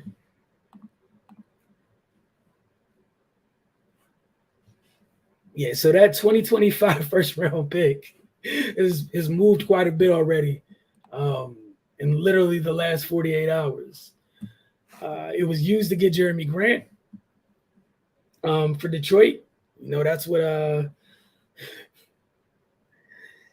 they got in that trade. Man, yeah, give me. I'm trying to wrap my mind around this, man. Sheesh. Yeah, that's crazy. So Charlotte's back on the clock at 15. Everything I said a little while ago about them needing a 5, it hasn't changed. So I wouldn't be shocked if, you know, it was Jalen Duren earlier. The only other guy I mentioned at that spot was Mark Williams. Wouldn't be shocked if this is the place where Mark Williams went off the board. So he's not leaving too far from where he played college ball at least bit. But yeah, I'm waiting for a graphic for this trade to come up so I can put it on the screen for you guys, but things make it a little bit easier.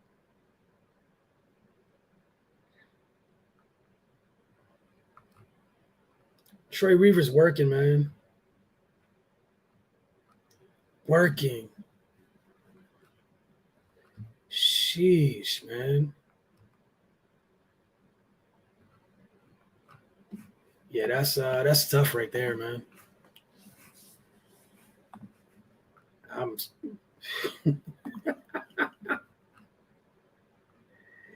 This is crazy. All right, someone has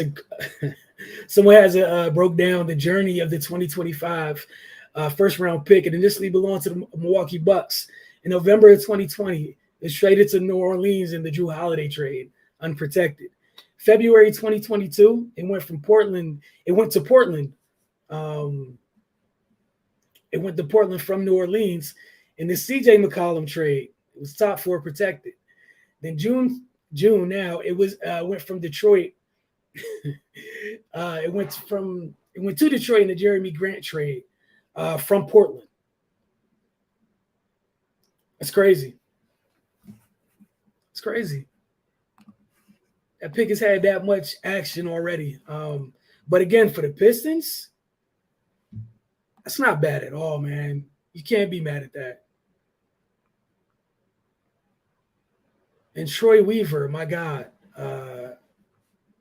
that's tough, man. That's tough, man. That's truly tough. That's not bad at all, man.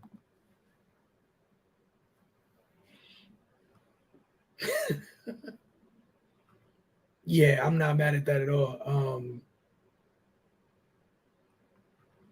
Sheesh. Yeah, that's tough, man. That's tough. That's truly, truly tough. All right, so the Hornets are picking. I believe it is Mark Williams, which means the Hawks are on the clock next.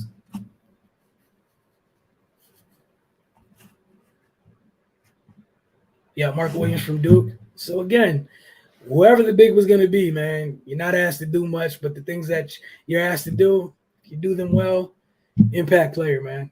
And all of it is what your team needs. Mark Williams, of course, is the brother of Elizabeth Williams, currently a center on the Washington Mystics, which they acquired this past offseason. Mystics do have a game tonight. She got permission to go. I'm sure you guys heard that on the broadcast, but the Mystics do have a game tonight. Starts at 10. They're in Seattle this evening. But, man, it's what they needed, man. It's what they needed. It's what they needed. So kudos to Charlotte for that, man. It's exactly what they needed.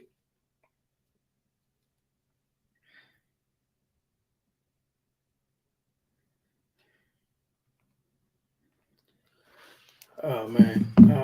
Again, Charlotte, kudos to that. All right, hold on. All right. Ricardo was just in the presser in person with Wizards GM and head coach. So when he gets back, we'll talk a little bit about that. And then now he's about to get into Johnny Davis presser, about to talk to the media. So I had it a little bit backwards earlier via Zoom. So when he returns, he'll give us an idea of a little bit of insight of what was being said to this point. But look, man, not mad at it at all for Charlotte. Interesting to get here, but at the end of the day, they went and got a center.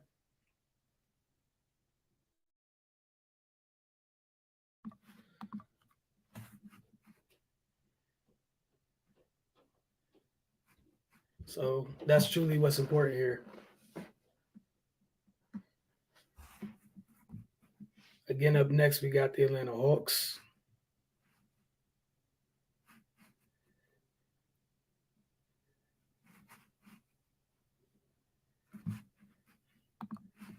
Oh, man.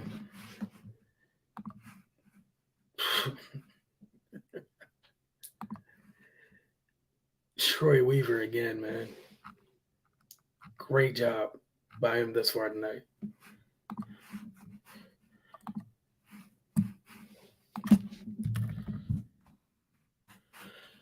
Oh, man.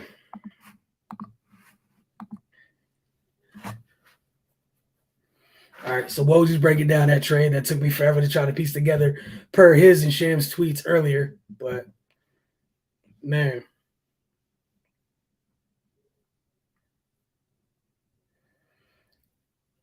Troy Weaver got both of the guys he wanted.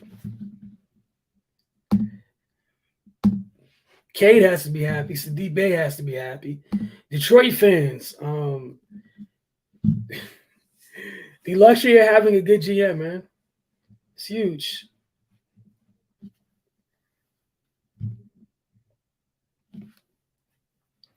And what that did for the Knicks by sending Kemba Walker to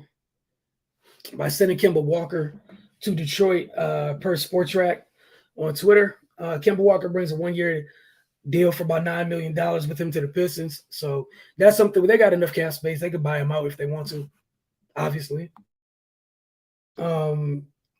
But the Knicks free up $13 million in cap space this year by that trade.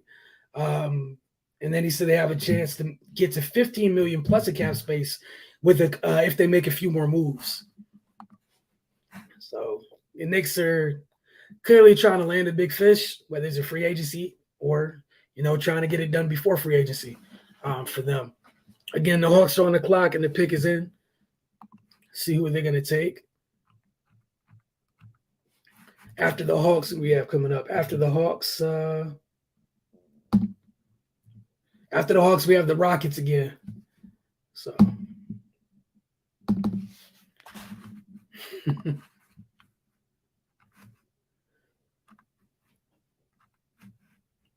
Oh, man.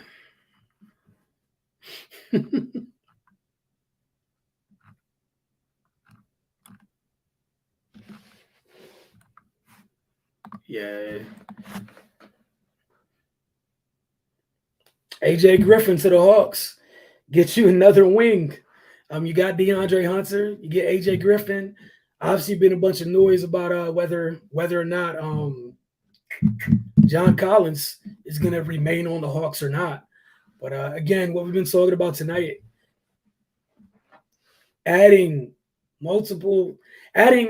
players that can defend multiple positions doesn't hurt anybody. only helps teams, and Atlanta certainly needs a defense. DeAndre Hunter has to be happy to see another person on the wing that can also defend. Griffin shot the ball well from deep at Duke last year. And again, we'll see what else this means for other players on Atlanta. But as of right now, solid pick by them.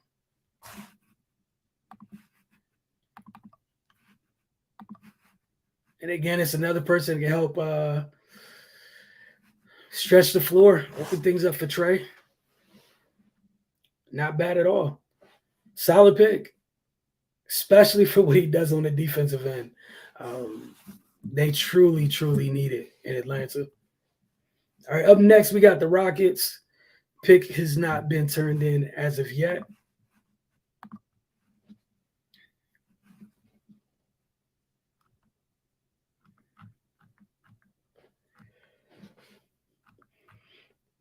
Yeah, this. I can't believe they were. Shout out to Detroit, man. That's what you're supposed to be able to go. That's what you're supposed to do. You got a couple players you want to get, go get them. And they did that. And it cost them one pick, and it wasn't their pick. Man. Sheesh. It cost them a first-round pick that wasn't theirs. So shout out to Detroit for that. Ivy and Duren.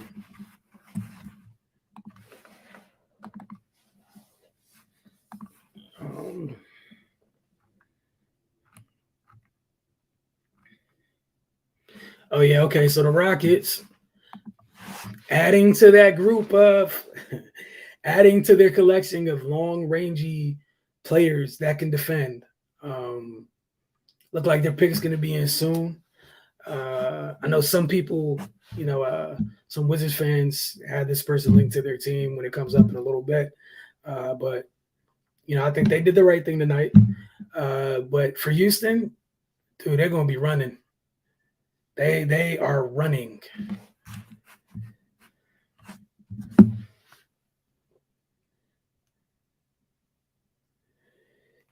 Oh, man.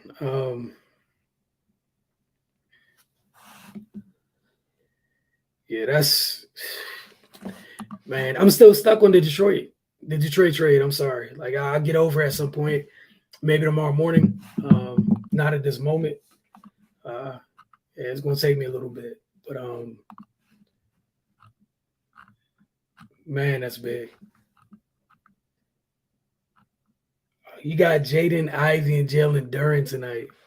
It didn't cost you any of your picks at all.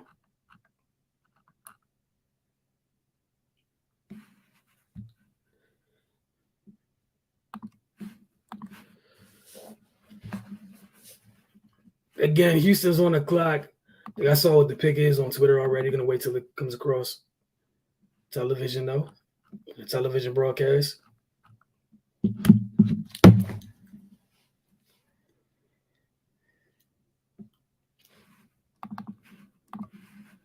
Oh, man. All right, so Houston's still on the clock. I don't even want to say the person because I saw it already. Feel like I'm cheating. But, all right, well, if you guys have been watching Draymond since they won the championship, he's been on Twitter attacking folks that have been at their necks prior to them winning the championship. He apparently has time tonight during tonight's NBA draft. He's currently told you guys Perk is on the broadcast. Draymond is in going full Draymond. Surprising nobody here.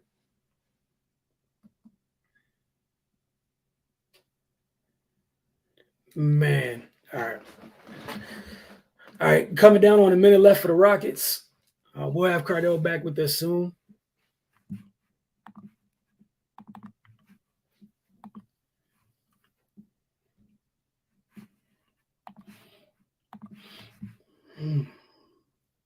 Yeah, I think. Look, go ahead and say, man. I think it's Tari Eason. I believe it's Tari Eason. That's exactly what was reported. So it's not that I think, but.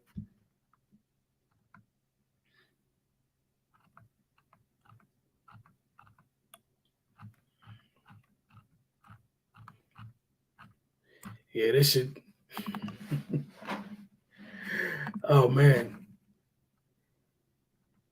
Again, Troy Weaver, man. Sheesh.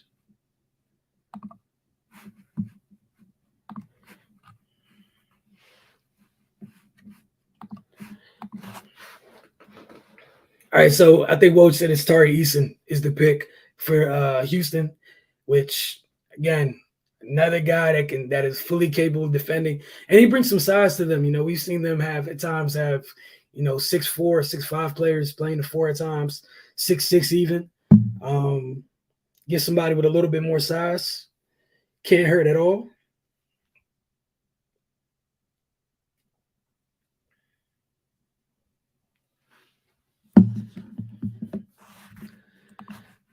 Oh man. Yeah, folks got a lot of comments on on social about the first draft, first few picks this far. Well, the picks to this point, I should say. Up next, we got the Bulls at 18. I think clearly they're drafting for depth, unless they end up making a big move. But as of this moment, no, they haven't.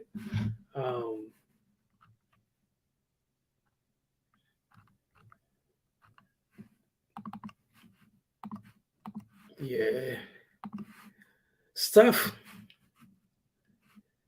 But again, anybody's tuned in, man, you're welcome to hit the comment section. Let us know what you guys are thinking about the draft thus far this evening. Definitely would love to hear what you guys think to this point.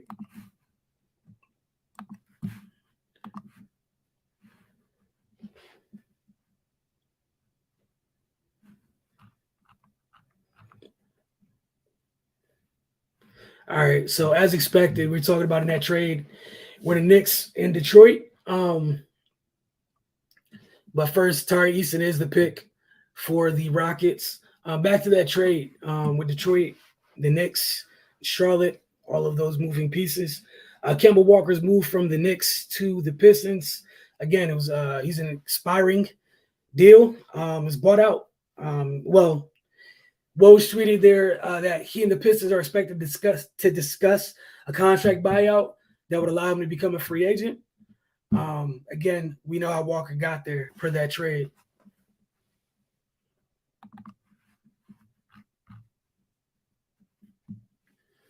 All right. So Tari Eason for the Rockets. Not mad at that at all. Man, I wonder what that does, because if Kemba is bought out, obviously no one's going to be bringing him in to be a lead guard or start in any capacity. I would be shocked if that was to happen. But if that's something you can have, at a reasonable price to come off your bench, if you're someone who wants to be contender or looking for guard depth, and you don't want to try to wait and get somebody out this class, someone who might be ready right away to do just that, you could do far worse. The Kemba is, in the Lou Williams role or something of that nature. If that is, if we're entering that part of his career, and we'll see if and when he gets bought out. The Bulls on the clock.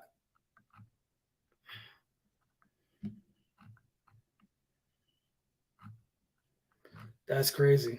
All right. All right.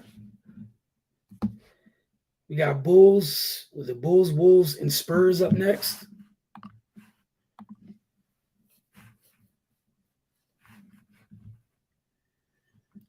Again, congrats to all those who have been drafted thus far. The Bulls up next. Expect the depth. I just don't know who they're going to be looking at in depth. Could be a guard, honestly. I know they had moments last year with both Caruso and Lonzo missed time, and their absences were really felt.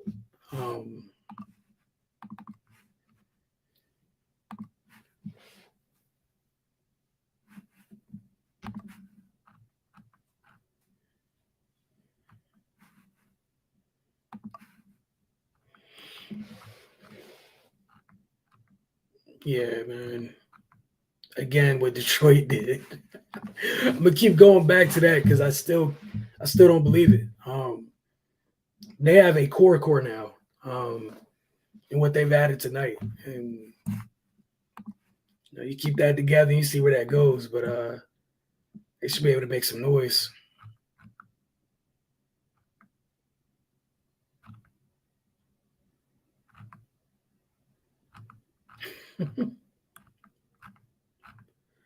Oh man. All right. So yeah, up next we got the Bulls. Okay, the Bulls pick is in fact in. So we'll see who they select. Then we'll see who becomes the newest member of the Memphis Grizzlies after that. No, I'm sorry, the Minnesota Timberwolves.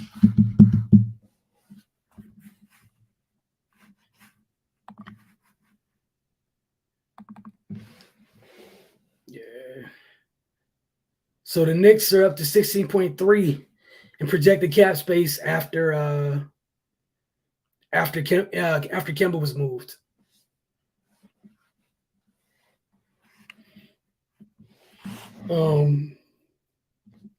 Keith Smith just tweeted the Knicks are within one salary dumping trade to get to 25 million ish or more in cap space. A bunch of the noise was that they were going to try to create space to make a run at one Jalen Brunson. We'll see if it is in fact Jalen Brunson, or if they're creating space for a reason, clearly for somebody. And we'll find out who that person is in time. I'm sure we will. Dude, still stuck on that trade, man. It's happening just like that. But meanwhile, while celebrating what Detroit's done, the Rockets continue to add to their young core. Honestly, they're doing a solid job at that as well. Both of those teams trying to add to those young groups and go forward. See nothing wrong with that. The goal is, if you while you're picking this high, get enough quality talent that you don't pick this high again, man. You don't want to revisit this. You don't want this to be a continued thing year to year. That's what you don't want. Just don't.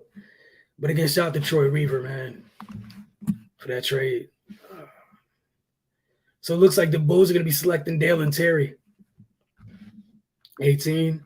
Wait for it to be announced. But again, the pick is in. Got Minnesota next. And then the Spurs.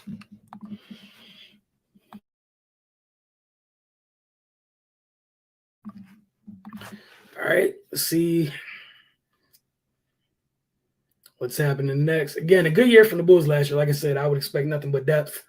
I don't see them moving any of their, I think for the most part, they want to see what the group they constructed last year can do if they're all healthy.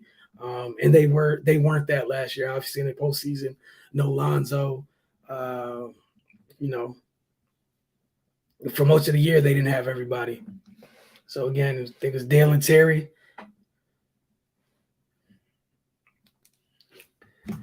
Dalen Terry from Arizona going to the Bulls. Great size on him, 6'7". And a good thing at that size, a lot of different combinations you can pair him with. Should be fun.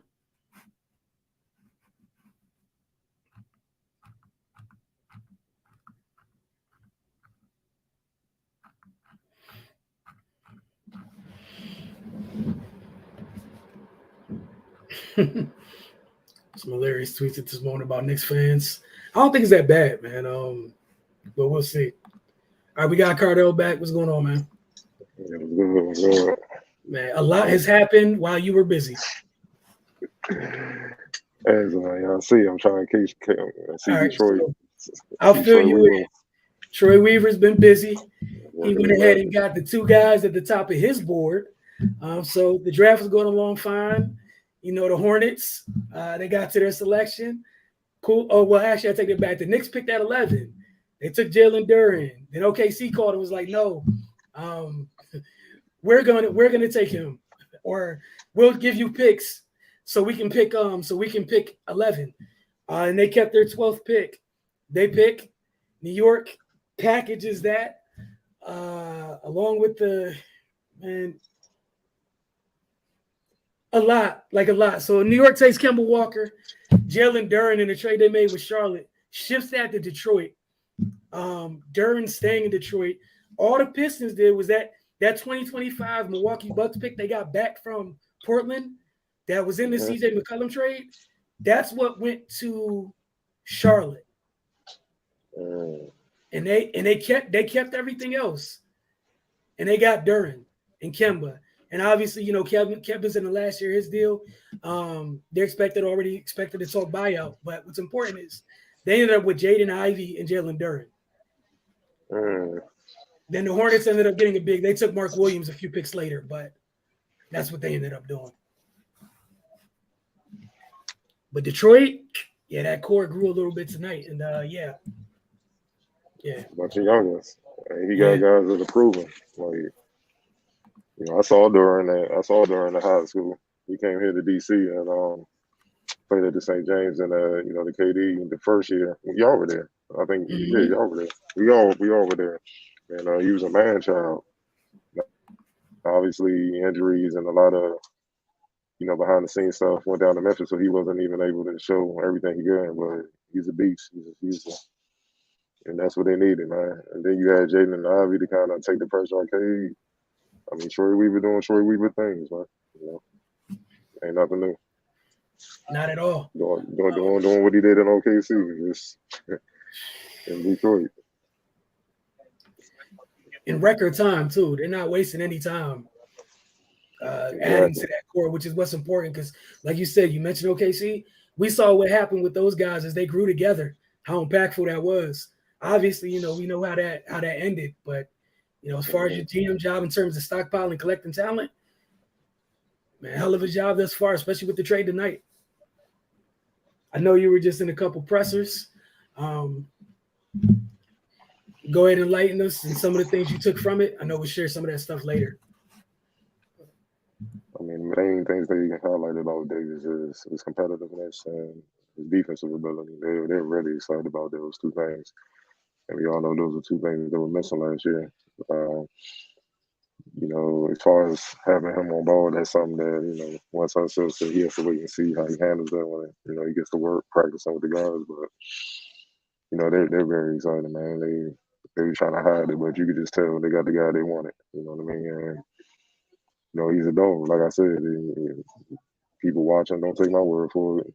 Pull up game footage. He competes on that end. And he even just stated that in his presser. He's like, shots, come and go. They fall. Sometimes you miss. He said, but the one constant you can always bring on the basketball court is defense. Your defense energy and effort. And so he's like years ahead with that. And that's when you're a young player in this league, that's how you get on the floor. Unless you were a top pick, and they count on you to come in and just give you the keys and do what you do. Other guys, the other rooks, you get on the floor by doing that time. You're going to start on the defensive end. So you get stopped, you're going to get your minutes. That increases trust. So then the coach will throw you a bone. Here's a play for you. Here, bring the ball up, do this, do that. Look for him in the post. But you got to give them that side first, man. And, unfortunately, a lot of, these days, a lot of young players move with the opposite, understanding like, I should be doing this and then I give you that, and it don't work that way. So, I'm excited for what I see, man. He's tailor made for what they need. Nothing like talking need. He's it. You know what I mean? And just hearing him talk, I can tell he's just all around dog. Like he's not gonna be in awe. He's not gonna be scared. I could just see him telling my son, say, yo, put me on the Kyries, put me on the KDs, put me on Drew Holiday, whoever, put me on him. And he's gonna get after him. So those are basically the two main things I signed up from all the presses. We'll post more, later on, but all in all, they got the guy they wanted. Again, I can't wait to sit down and watch the pressures in their whole and see the clips that you post. But again, it's what was needed. It's what was sorely needed. And to hear that, how refreshing it is, and I don't have to tell you, but it is beyond refreshing to hear a young player say that. Something to hear from veteran players talk about constants and defense being it, about shots come and go. It's refreshing to hear that from a rookie. young player in general. I know they have a couple more picks tonight. Also, there's still like we're not gonna know everything compensation wise in that trade tonight between the Knicks, the Hornets, and the Pistons, and for probably a couple more hours. Just found out just now that a couple second round picks went to the Knicks from the Hornets in that deal. So Some folks were like, that's what the Knicks are getting. So the Hornets got. they didn't even say the second round picks are for this year or not. They're just saying they got a couple seconds in return as well. So who did they get? I was at a presser. Oh yeah, they took Mark Williams. They drafted. I got you. Yeah, got you. So they were in the spot to take Duren, traded him, ended up down at 15, and then took Mark Williams. And got a couple picks with that. Cool. Yep. Which what I was saying while you were gone was bottom line is they needed an impact big, and they walked away with somebody who could make an impact there, but they sorely needed it. So very bad. So very bad. And that's when Spurs on the clock now. Again. So I want to. So my man from Kentucky might not be getting it done. It's about Tata. No, Nick Richards. Nick Richards. They drafted Mark. Oh yeah, no. I think that was an indictment how they feel about that position. Yeah. Yep. And the drama with Trez. Yep. Because right now, what was it? It was Trez, who I think might be a free agent. So the only centers set, like people listed as centers on the roster, is Plumlee and Nick Richards. And the rook from Texas, Kai Jones. Oh yeah, Kai. But yeah. Yeah, rook. So outside of that, they got a ton of 3s and 4s. And they weren't that good defensively either. At all. 25th, and they allow 115 basically a game. So they need a shot block, and that's what Mark Williams does. But that's the family business, him and the sister. So yes, it is. Family business, protecting the paint. Hey man, it's not a bad business to be in either. It's something that's always needed. Someone's always gonna need it. All right, so the Spurs pick is in. I think he's a little bit ahead of me. But yeah, that's far, man. Again, like I haven't been able to, I apologize to folks that tune in by this now or later. I'm still stuck on the Detroit trade and how they swung that, because I don't think folks realize how big that is. 14 picking, what did you have? You had a top 5 pick and you ended up getting somebody else, somebody lottery talent wise, or somebody you deemed high enough. If you had 2 top 10 picks, you would have spent on them. Like that's nuts. Look, Isaiah Stewart and Duren inside. I hope cats got their weight up. But you gonna find out who wants to play. Yeah, that's why I love Troy Weaver, because you're not making any noise in the East without getting through with Embiid and Giannis. It's just, and I even throw Bam in there. And Rob Williams, defensively. Like, look, man, you're not making any noise unless you got some days that can rumble, man. It's just as simple as that. So talk about rumbling, them 2 dudes. It's dog. That's alley fights every night. Whoever got to deal with them dudes, both of them are built for it.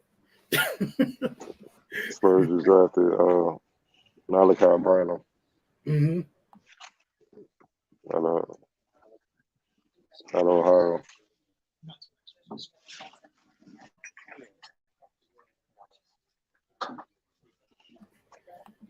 Ohio State, same house as LeBron, it's the same area, so another.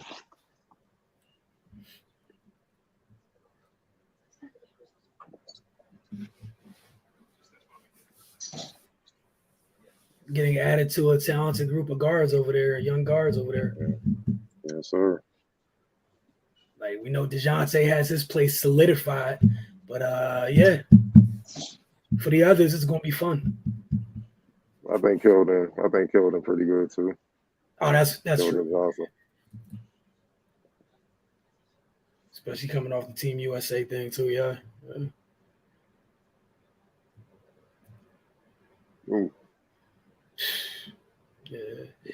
freaking Spurs, man. Another athletic guard. Oh.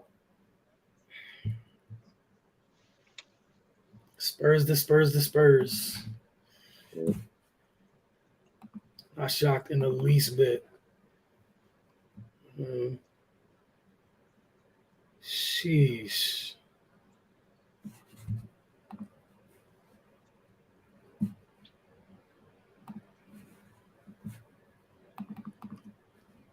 Yeah.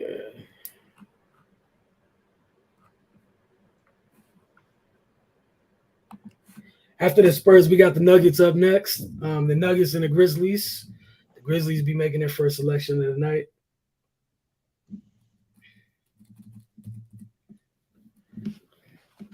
One of the other things that happened while you're going, the Bulls took Dale and Terry, the guard out of Arizona, to add to their depth. We know they had stretches last year, and even in the postseason, they weren't completely healthy in terms of what they had, in the backcourt without having Lonzo. They miss him for stretches. They miss Caruso for stretches as well. So adding to that group doesn't hurt in the least bit, because they didn't even get a full chance to see what, their kind of new core they currently constructed last year could really do, and kind of take a page out of your book. Whatever ends up happening with LaVine, it doesn't hurt to add another guard either, whether he's retained or not. So Denver's making their first pick in the, after they've swapped, after they've made the change, in GMs, see what they'll be looking at. It's another group where it's depth, because there's another group where they're missing some of their main guys last year. Joker was out there all year. No MPJ, no Jamal Murray. You got Bones though. Right, for sure. Bones, you got year 2 of Bones. Facu. So you think they're looking for something else on the wing, or getting some depth in the front court? And I know one of the things they loved last year was having Boogie as a backup to Joker. But they have enough on the perimeter, man.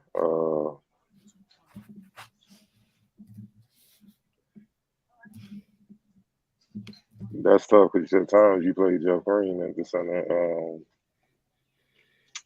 They might go with the Kessler kid. Okay. I can see them probably going with that, possibly. Especially with Jamal, Michael Porter Jr. coming back. Then you got Bones, you got Will. I know Monte Morris in a lot of talks, probably getting shit, but they deep on the perimeter. Yes, they are. But you need somebody defensively to help you out on that front line with size, and I think they might go with him.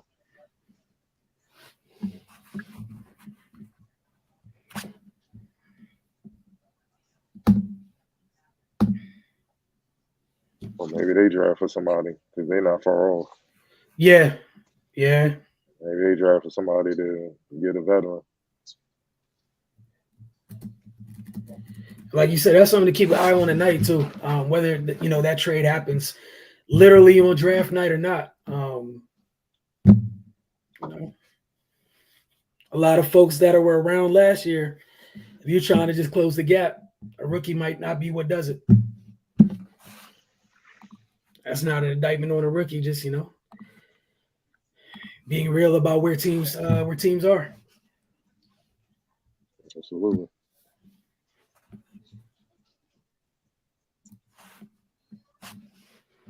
And they still haven't sent details about the picks OKC sent New York. It's supposed to be some future first. They haven't said when those picks are. All right, so the picks in.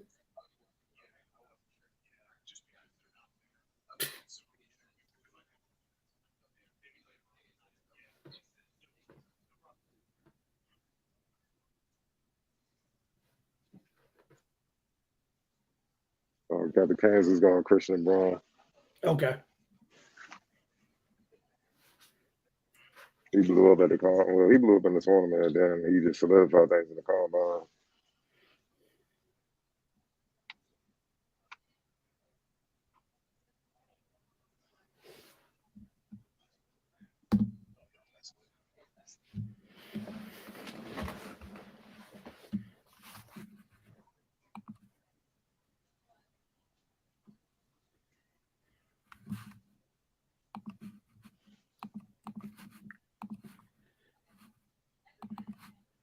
So add into that depth for them, huh? If they keep Playoff it, Joker.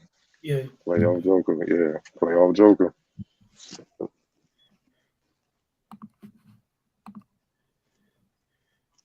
Another shooter. He has that size and athleticism to get stopped. So that's one Certainly thing you need like people that can do Jamal. that. Yeah. That's one thing they lack on the perimeter, man. Yeah, guards that can get stopped.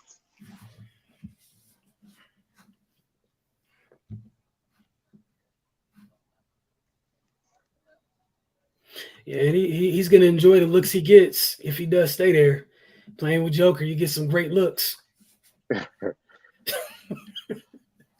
a lot of times he just make you open. The pass to take you to the open space. Mm-hmm. To double down on what you were talking about a little while ago. What's it called? KD just tweeted it's a wings league. So what? KD just tweeted it's a wings league. When you talk about earlier, it's about how important it is to have those types of players that can defend out on the wing. It's a wings league. That's what he said. Yeah. All right.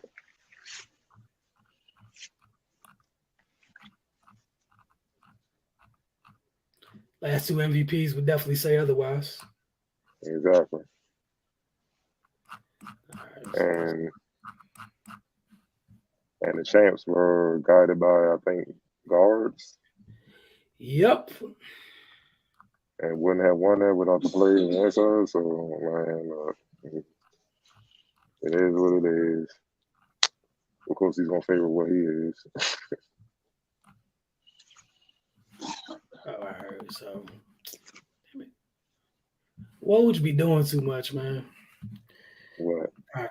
Nothing. So it's on the screen now on the broadcast, but your man's acting up right now. Timberwolves on the move. For the trade. Yeah. I can't see. Gotta check out what you're saying.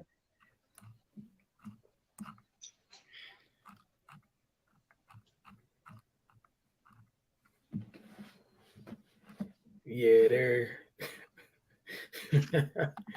they just chose to become active at this point. What the? Oh man! All right, got trades after trade after trade now. Yeah. Walker Kessler went to Memphis. Ooh. But Minnesota. Yeah.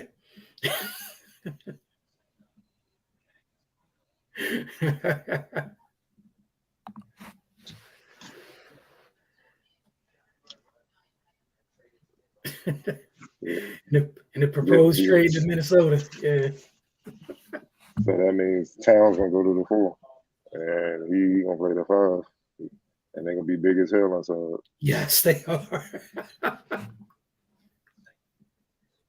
And then allow Towns to play his natural game, trying to be an outside in. and this kid, he's nice in the pick and roll, man. He rolls right angles, and he finishes strong. He don't go up like he clumsy, like, oh god, I don't know what this. Nah, he going up to dunk it. And then for sure, he rebounds and blocks shots, man. His defense inside is crazy.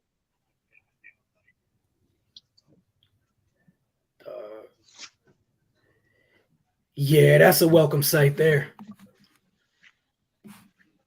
Yeah, it's truly a welcome sight there.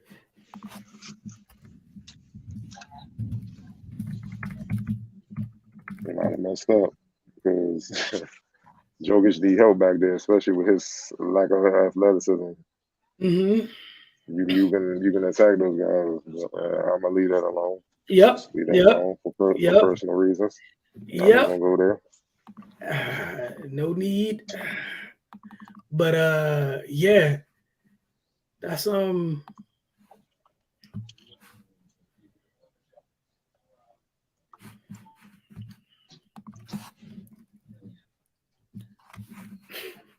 So again, now we got another proposed trade. They're supposed to be moving this pick for DeAnthony Melton. I'm sorry.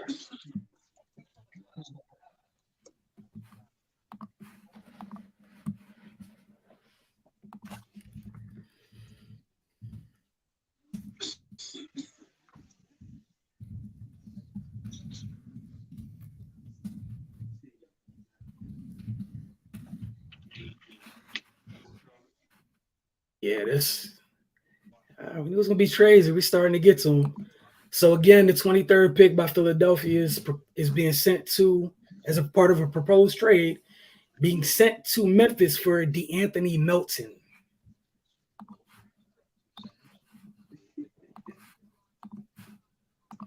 We'll see what Memphis decides to do with this.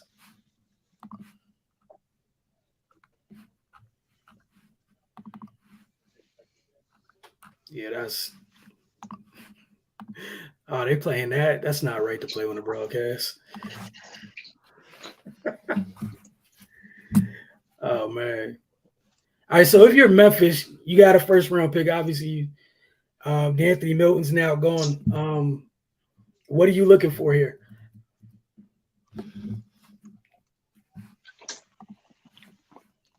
For the Sixers? Yeah. No, not for the Grizzlies, because the Sixers are trading the pick for DeAnthony Melton. The Grizzlies.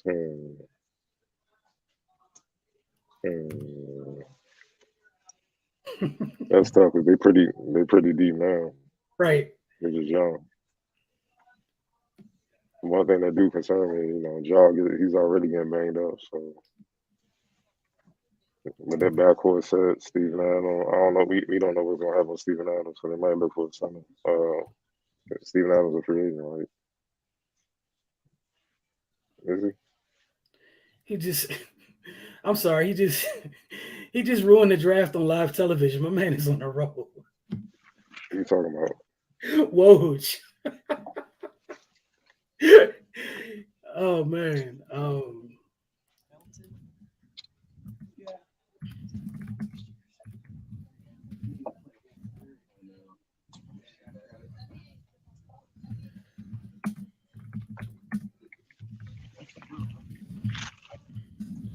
Yeah. After Memphis, what is this? We're at 23. So after Memphis, we have Milwaukee. But picks in, we'll see what they're going to be doing here.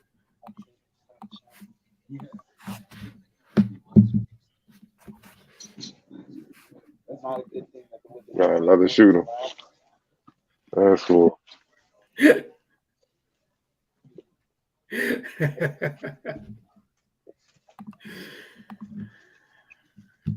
he fit right in. He fit right in with Memphis. That's a great pick.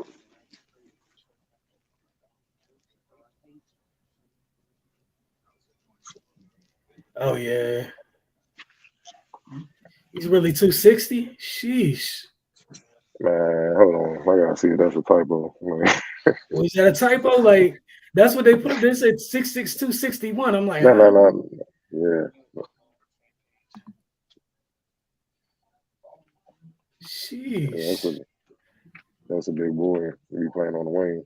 Yeah. Yeah, I guess he up there. He lists like 255 at school. Okay. Yeah. You moving and jumping and pushing on people like that? Okay. Man, getting downhill with a purpose, he gets that shoulder in. Sheesh. All right. Up next, we got the Bucks at 24. Oh boy. What happened? What I miss? Nah, they don't need much. They just need to stay healthy. Oh. Oh, you talking about the Grizzlies? Yeah. I'm talking about the Bucks. Oh, okay. Nah, they damn sure don't need much. Sheesh. Probably get another guard because Grace and the Pat they ain't look too good in the playoffs. Danny Green was part of that trade too, to Memphis. So he's going to Memphis? Yeah, it was Danny Green and the 23rd pick. Wow. went from Philly to Memphis for DeAnthony Melton. Wow. Boy. So whether they choose to keep Danny or not, it's an option. They got that. They got Danny Green and that young man for DeAnthony Melton. They're out there working. Sheesh, man.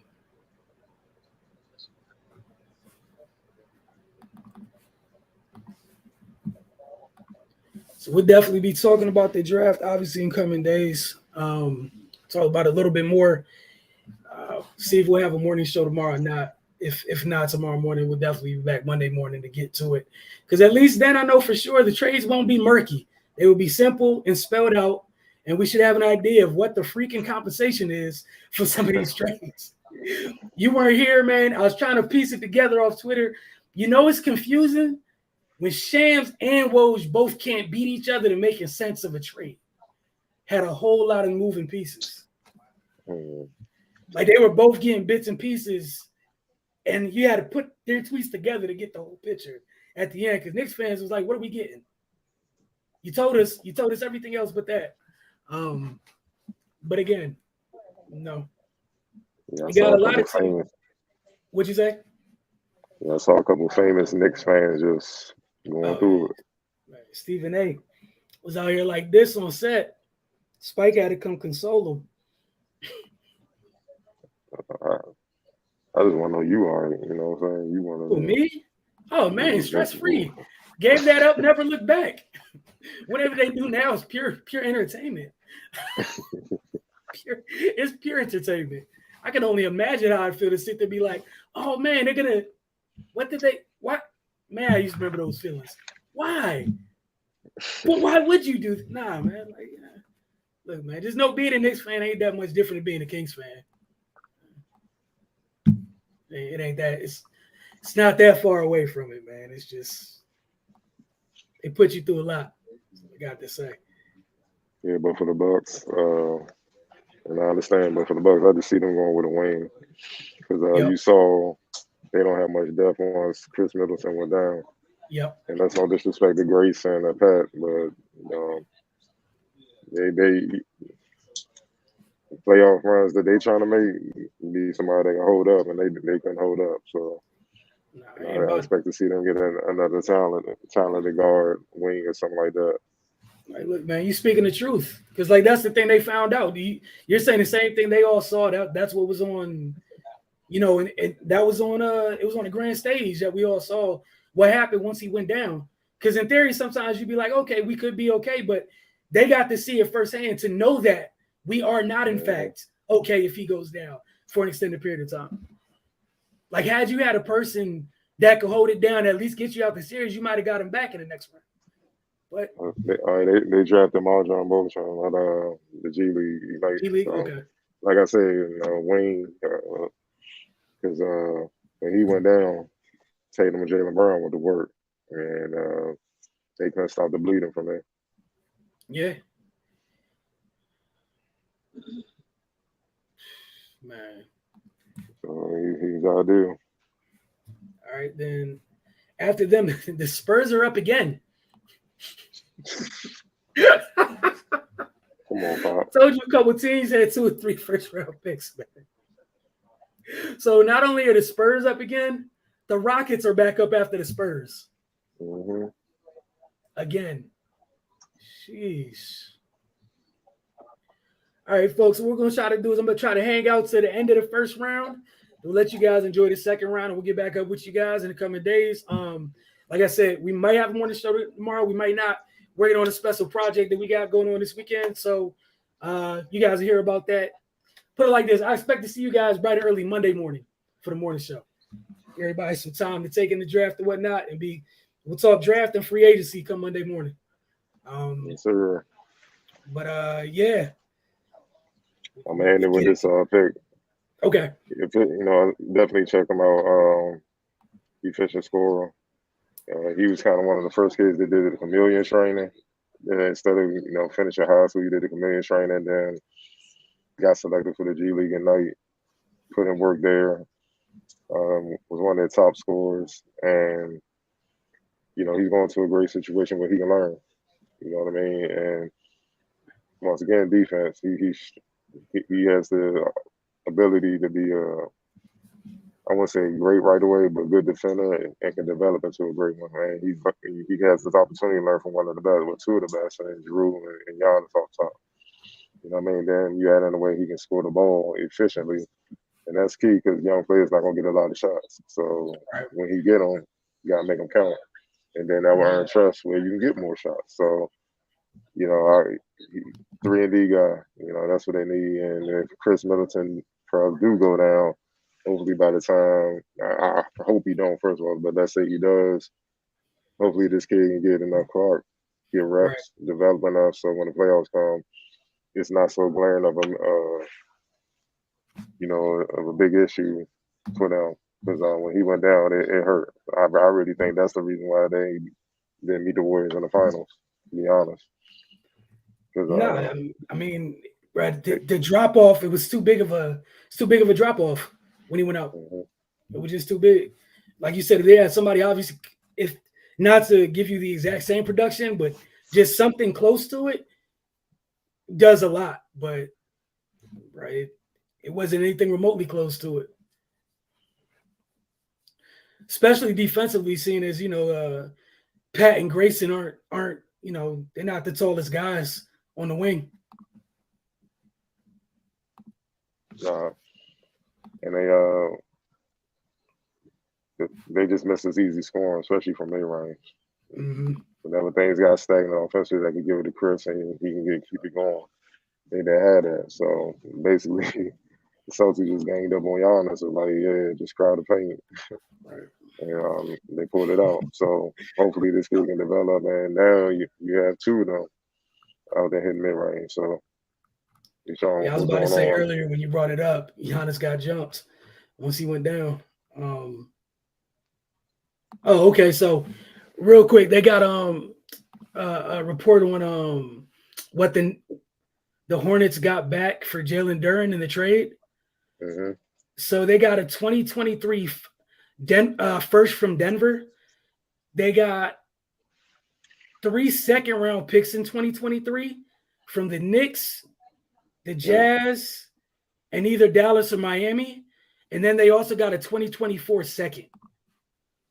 Jeez. Yeah. So they must be playing on a trade.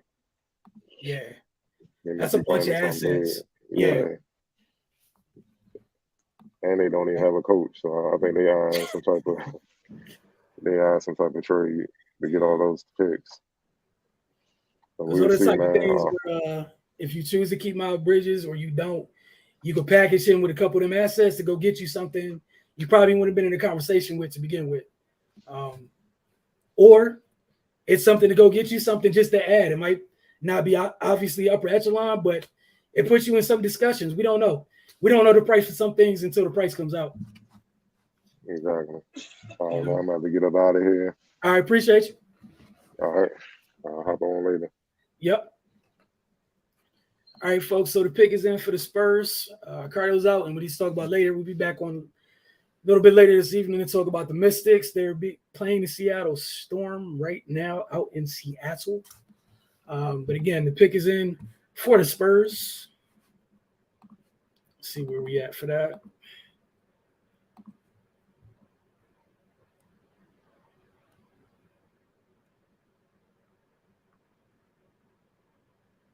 Oh, wow. Okay.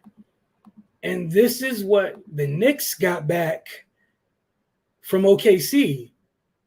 Sheesh. Blake Wesley to the Spurs, sorry. But for the folks wondering what the Knicks got in that trade earlier, they got a 20. These are all first-round picks from 2023 from Detroit, Washington, and Denver. Sheesh. Oh, my goodness. All right, Blake Wesley to the Spurs, another guard.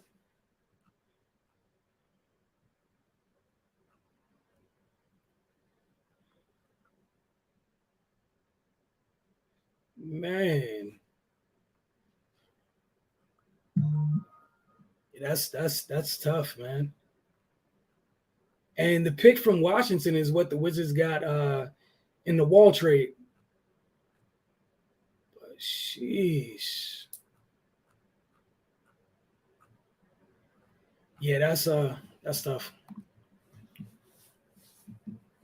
But the Spurs adding another guard can't hurt at all. I'm interested to see what they end up doing, man. They are stockpiling pieces over there. And again, we still got to see what the protections are on those first round picks that New York acquired. But so far, the Spurs, Jeremy Sochan tonight, Malachi Branham, and then Blake Wesley. It's not a bad night of work. Excuse me, at all.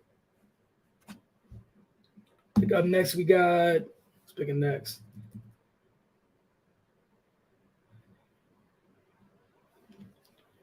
We got the Dallas Mavericks, but this trade should be going to the Rockets. Oh, my goodness. And again, we'll be ending after the first round, and then we'll see you guys. We'll talk more about this Monday morning on Mornings with the Focus.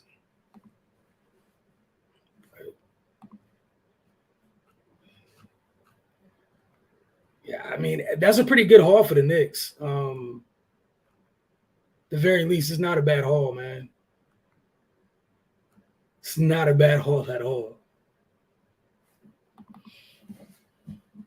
Talk about who's on the board still. Got Jaden Hardy of the G League still on the board.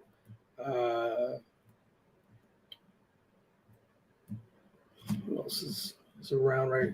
Nikola Jovic still available. Kennedy Chandler. EJ Liddell hasn't been selected yet, I don't believe. Neither is Wendell Moore. Ty Washington is still available.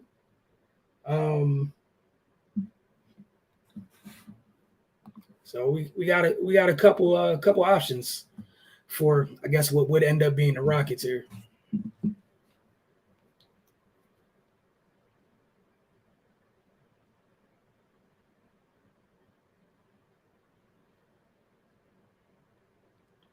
Oh wow, okay. Well, I just mentioned Wendell Moore.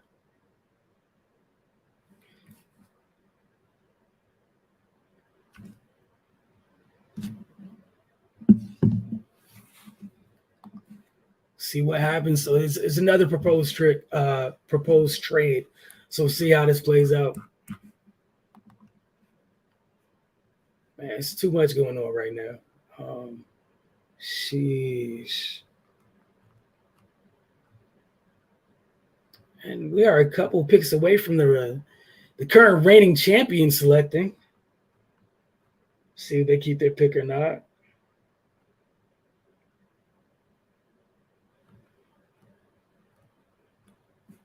Oh, wow. Okay. The pick is in. See where this goes. All right. So some more information on the protection on this pick from the Knicks.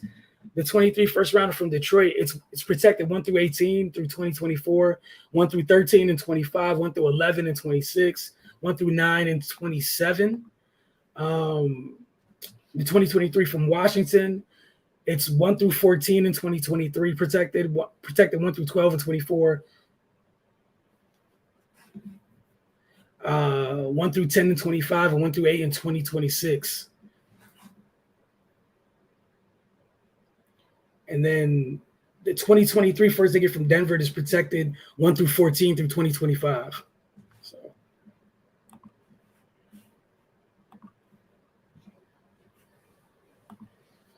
all right, Dallas selects Wendell Moore Jr. from Duke.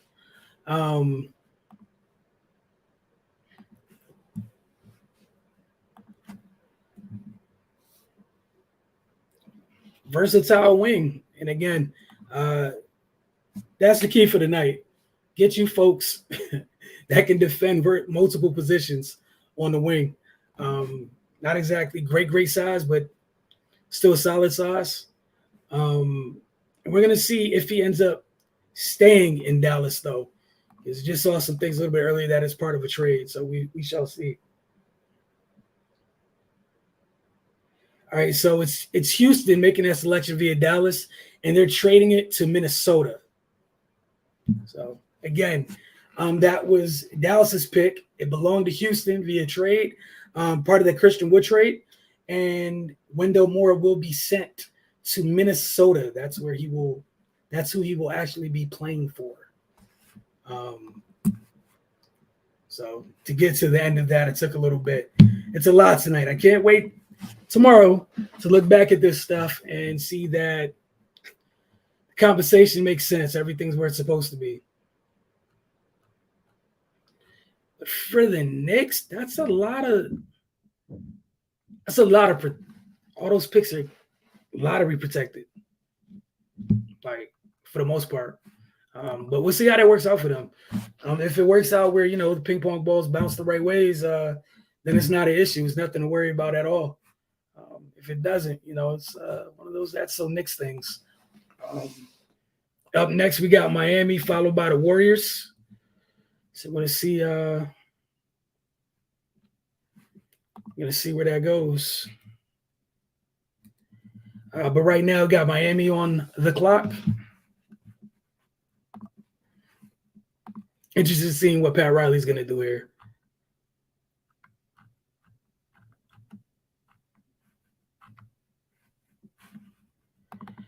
Oh man.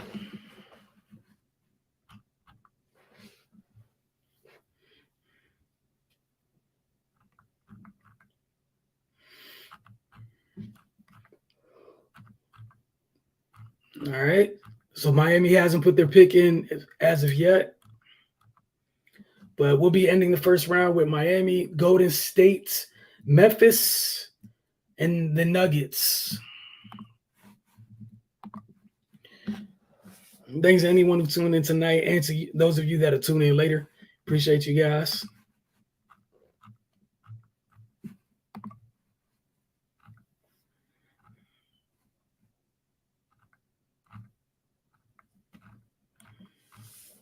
But potentially, if things work in their favor, the Knicks will have a ton of assets to use in next year's draft, or they'll have them this offseason for deals. Miami's still on the clock, fouled by Golden State. Let's see what we have here.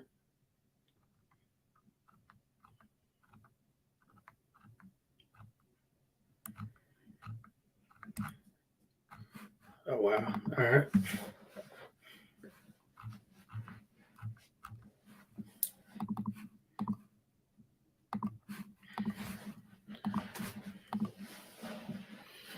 Is this where Jaden Hardy from the G League? We've had two guys go from the G League already.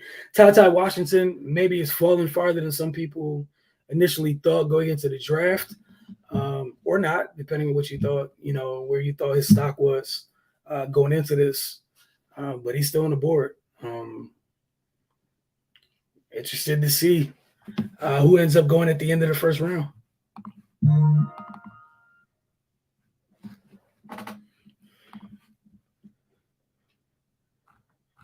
Okay, so folks out here, low-key ruining the draft by shading picks early have made it known who's in.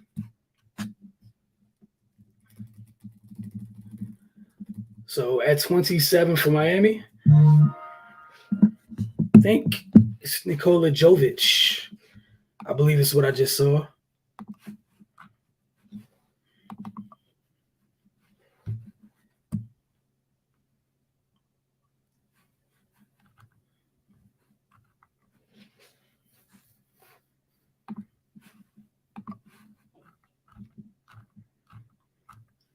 All right, so the pick is in.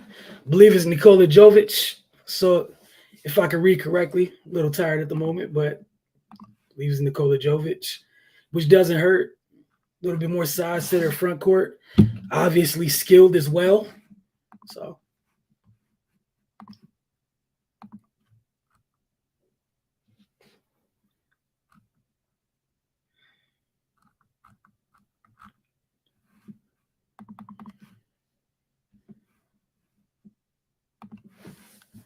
All right. Up next, we got the words like we were saying. So, again, folks still on the board. Peyton Watson, Jaden Hardy. You guys see some of them names on the broadcast at the moment as well. Ty Washington, Kennedy Chandler, EJ Liddell, I believe. EJ Liddell still hasn't been selected.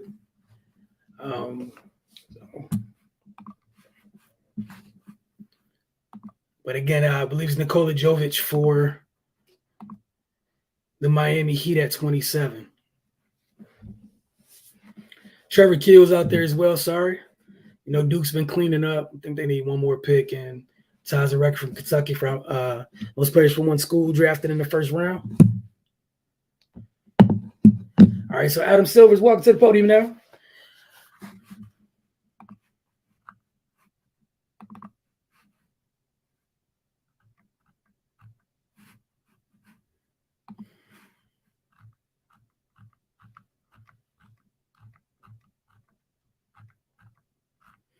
Okay.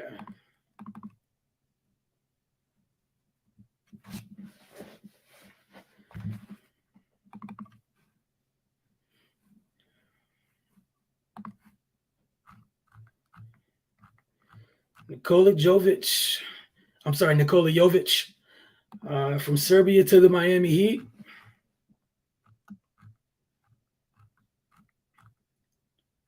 Might be fun. In Miami, helped him. Another guy to space the floor, but make sure he can move his feet a little bit on the defensive end, man. They need it.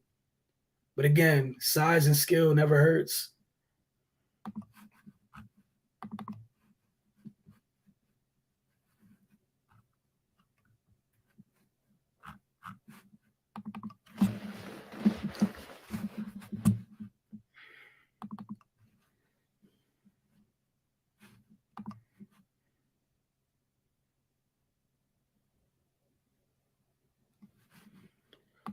All right, so Golden State's next. Again, mentioned some of the players that are available and on the board at the moment.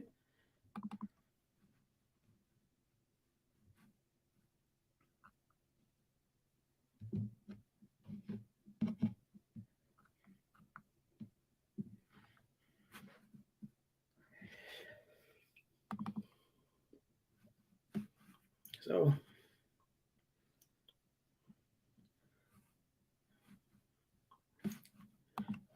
Pat Riley's going to do Pat Riley things, man.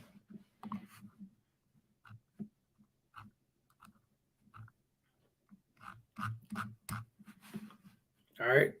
Golden State's on the clock right now. Miami took Nikola Jovic. Not to be confused with Nikola Jokic or Nikola Vucevic. Couple born in the leagues. First name is Nikola.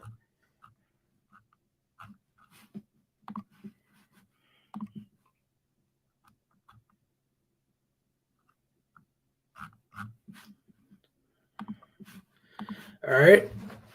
Still waiting for the Dubs to pick.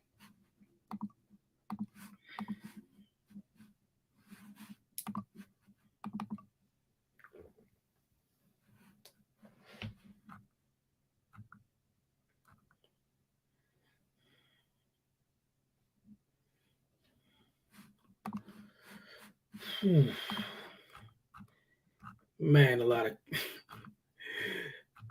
it's still probably going to be like 4 more trades tonight.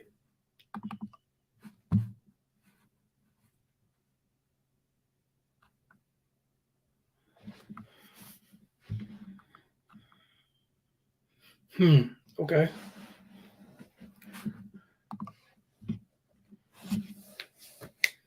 All right. Well, the pick was ruined for me already. I keep scrolling through Twitter just to see if there's been any trade announcements or any more clarification. And even the thing with Jovic, it's assuming Miami keeps him.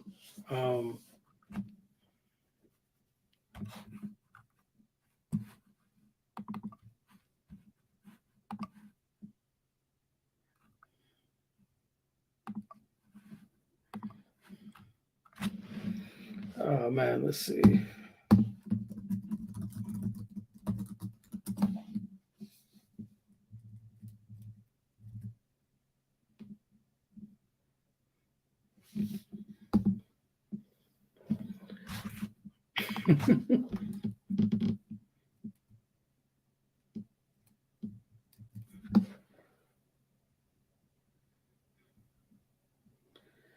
Oh, the pick is in. We'll see where it goes.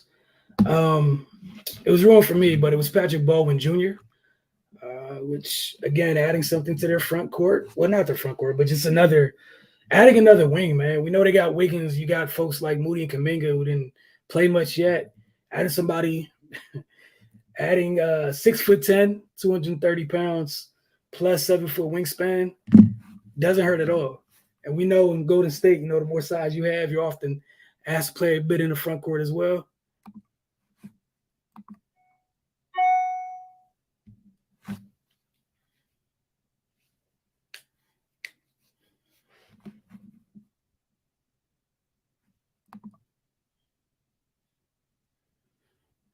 All right, so again, this is pick 28, the reigning champion, Golden State Warriors. Sorry.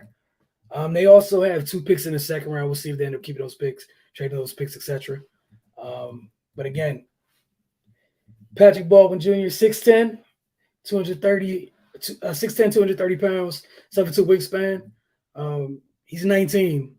Again, adding to that core, their new core rather. That group of youngsters. Sheesh, man.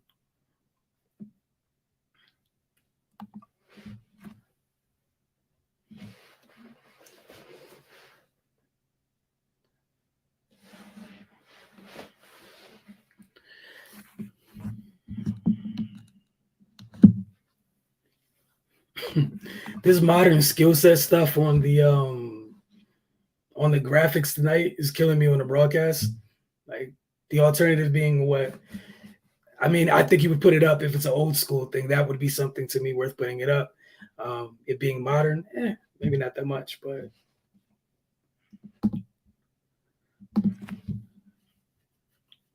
yeah.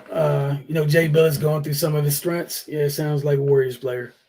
It's exactly what it sounds like.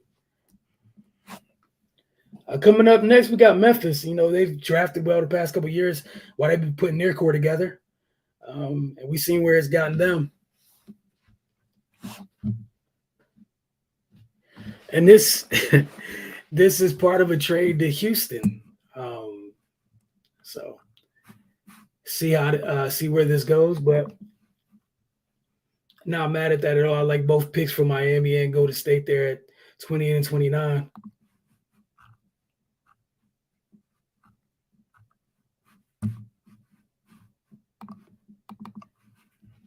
Oh wow. Okay, somebody said he went to the same high school as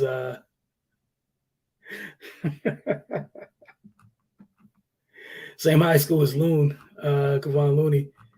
But man.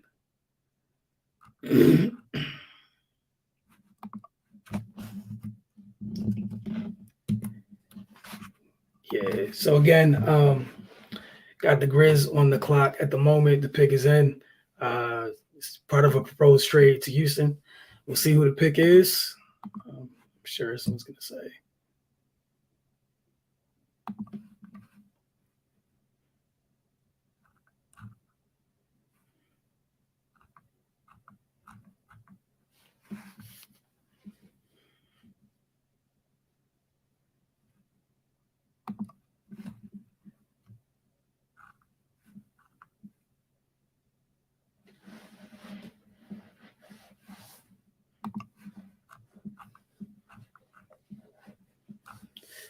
All right, so the pick is in. We're still waiting on the pick. Man, you guys are gonna be sick of me, but again, still dwelling on the Troy Weaver Detroit move. And Patrick Baldwin, man, I think the Warriors got another one. Looks like it's gonna be Ty Washington for the Rockets at 29, which is big because a lot of people did not have him dropping this far. He'll be going to Houston.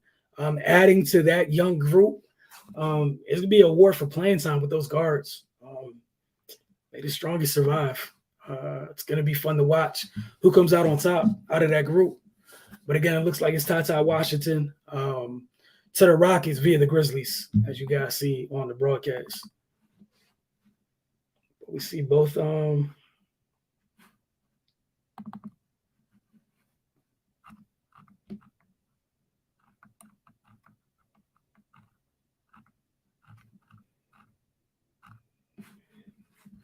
Yeah, it's not bad at all. Tots out of Houston.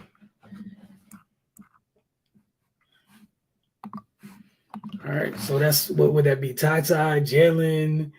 You got Porter Jr. over there.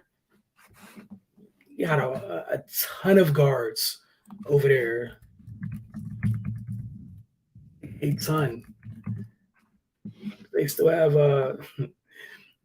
if you count John Wall, there's a ton of guards. But right now, what is it? Dennis Schroeder's technically still over there. You got Kevin Porter Jr., Dayshawn Nix, G League guy, Garrison Matthews over there. Jalen Green, Eric Gordon, if he doesn't get moved, Josh Christopher, and then they just added Tata. They literally have a ton of picks. All right, we'll end the first round and our broadcast with the 30th pick.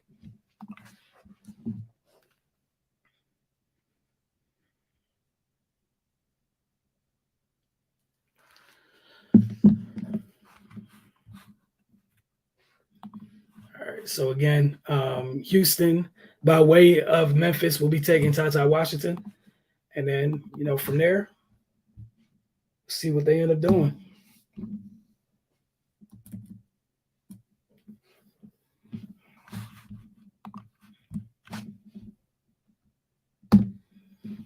Again, so the Rockets tonight, as far as a whole, they've done pretty well for themselves. All right, so again, up next, I believe we're ending with the Denver Nuggets, unless that pick got traded as well.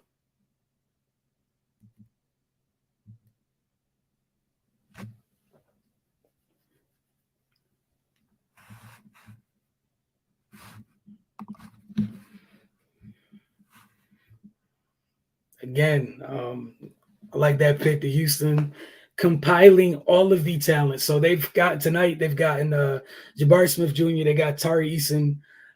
They just added Tata Washington. We know all the guards they already have. They took Jalen Green at the top of the draft last year. Look, man, this might be something where he's the guy of all those guards that has a feel in terms of being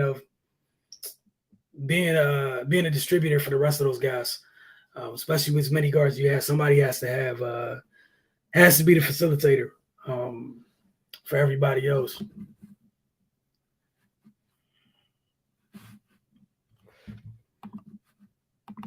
But again, like we were talking about a little bit earlier, man, it's about to be a long night playing those guys. Not to say that you're not going to beat the Rockets, but man, nothing but young legs and adrenaline.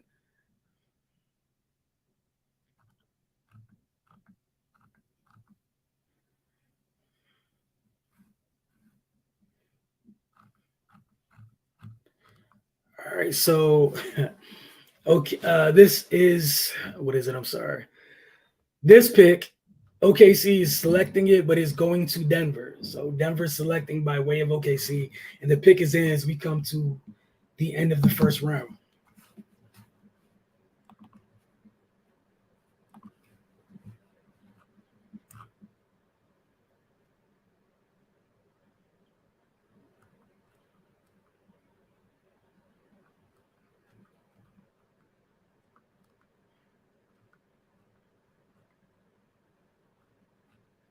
Oh man. All right. Final pick in the first round.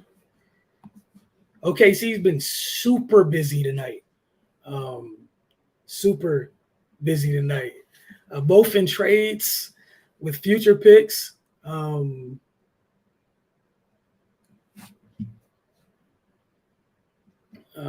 again, this goes to the Nuggets because of JaMychal Green. But again, it's the end of the first round. It's the end of the first round. End of our personal broadcast tonight. Thanks to anyone who tuned in live or if you watch later. We appreciate it. And again, as far as mornings with the focus go, we'll be back Monday morning on time to talk about all of this. A little bit busy this weekend, so.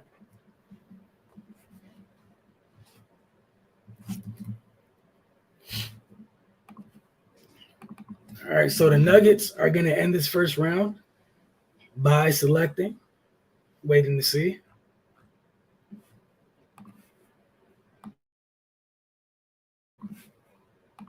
Oh, man. All right, let's see. It's going to be fun to go back and talk about with everything going on. It probably will take through Monday to figure out all these trades, honestly.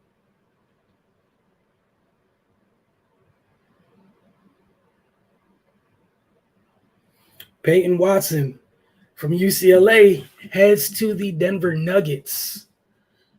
So, we're talking about them adding depth.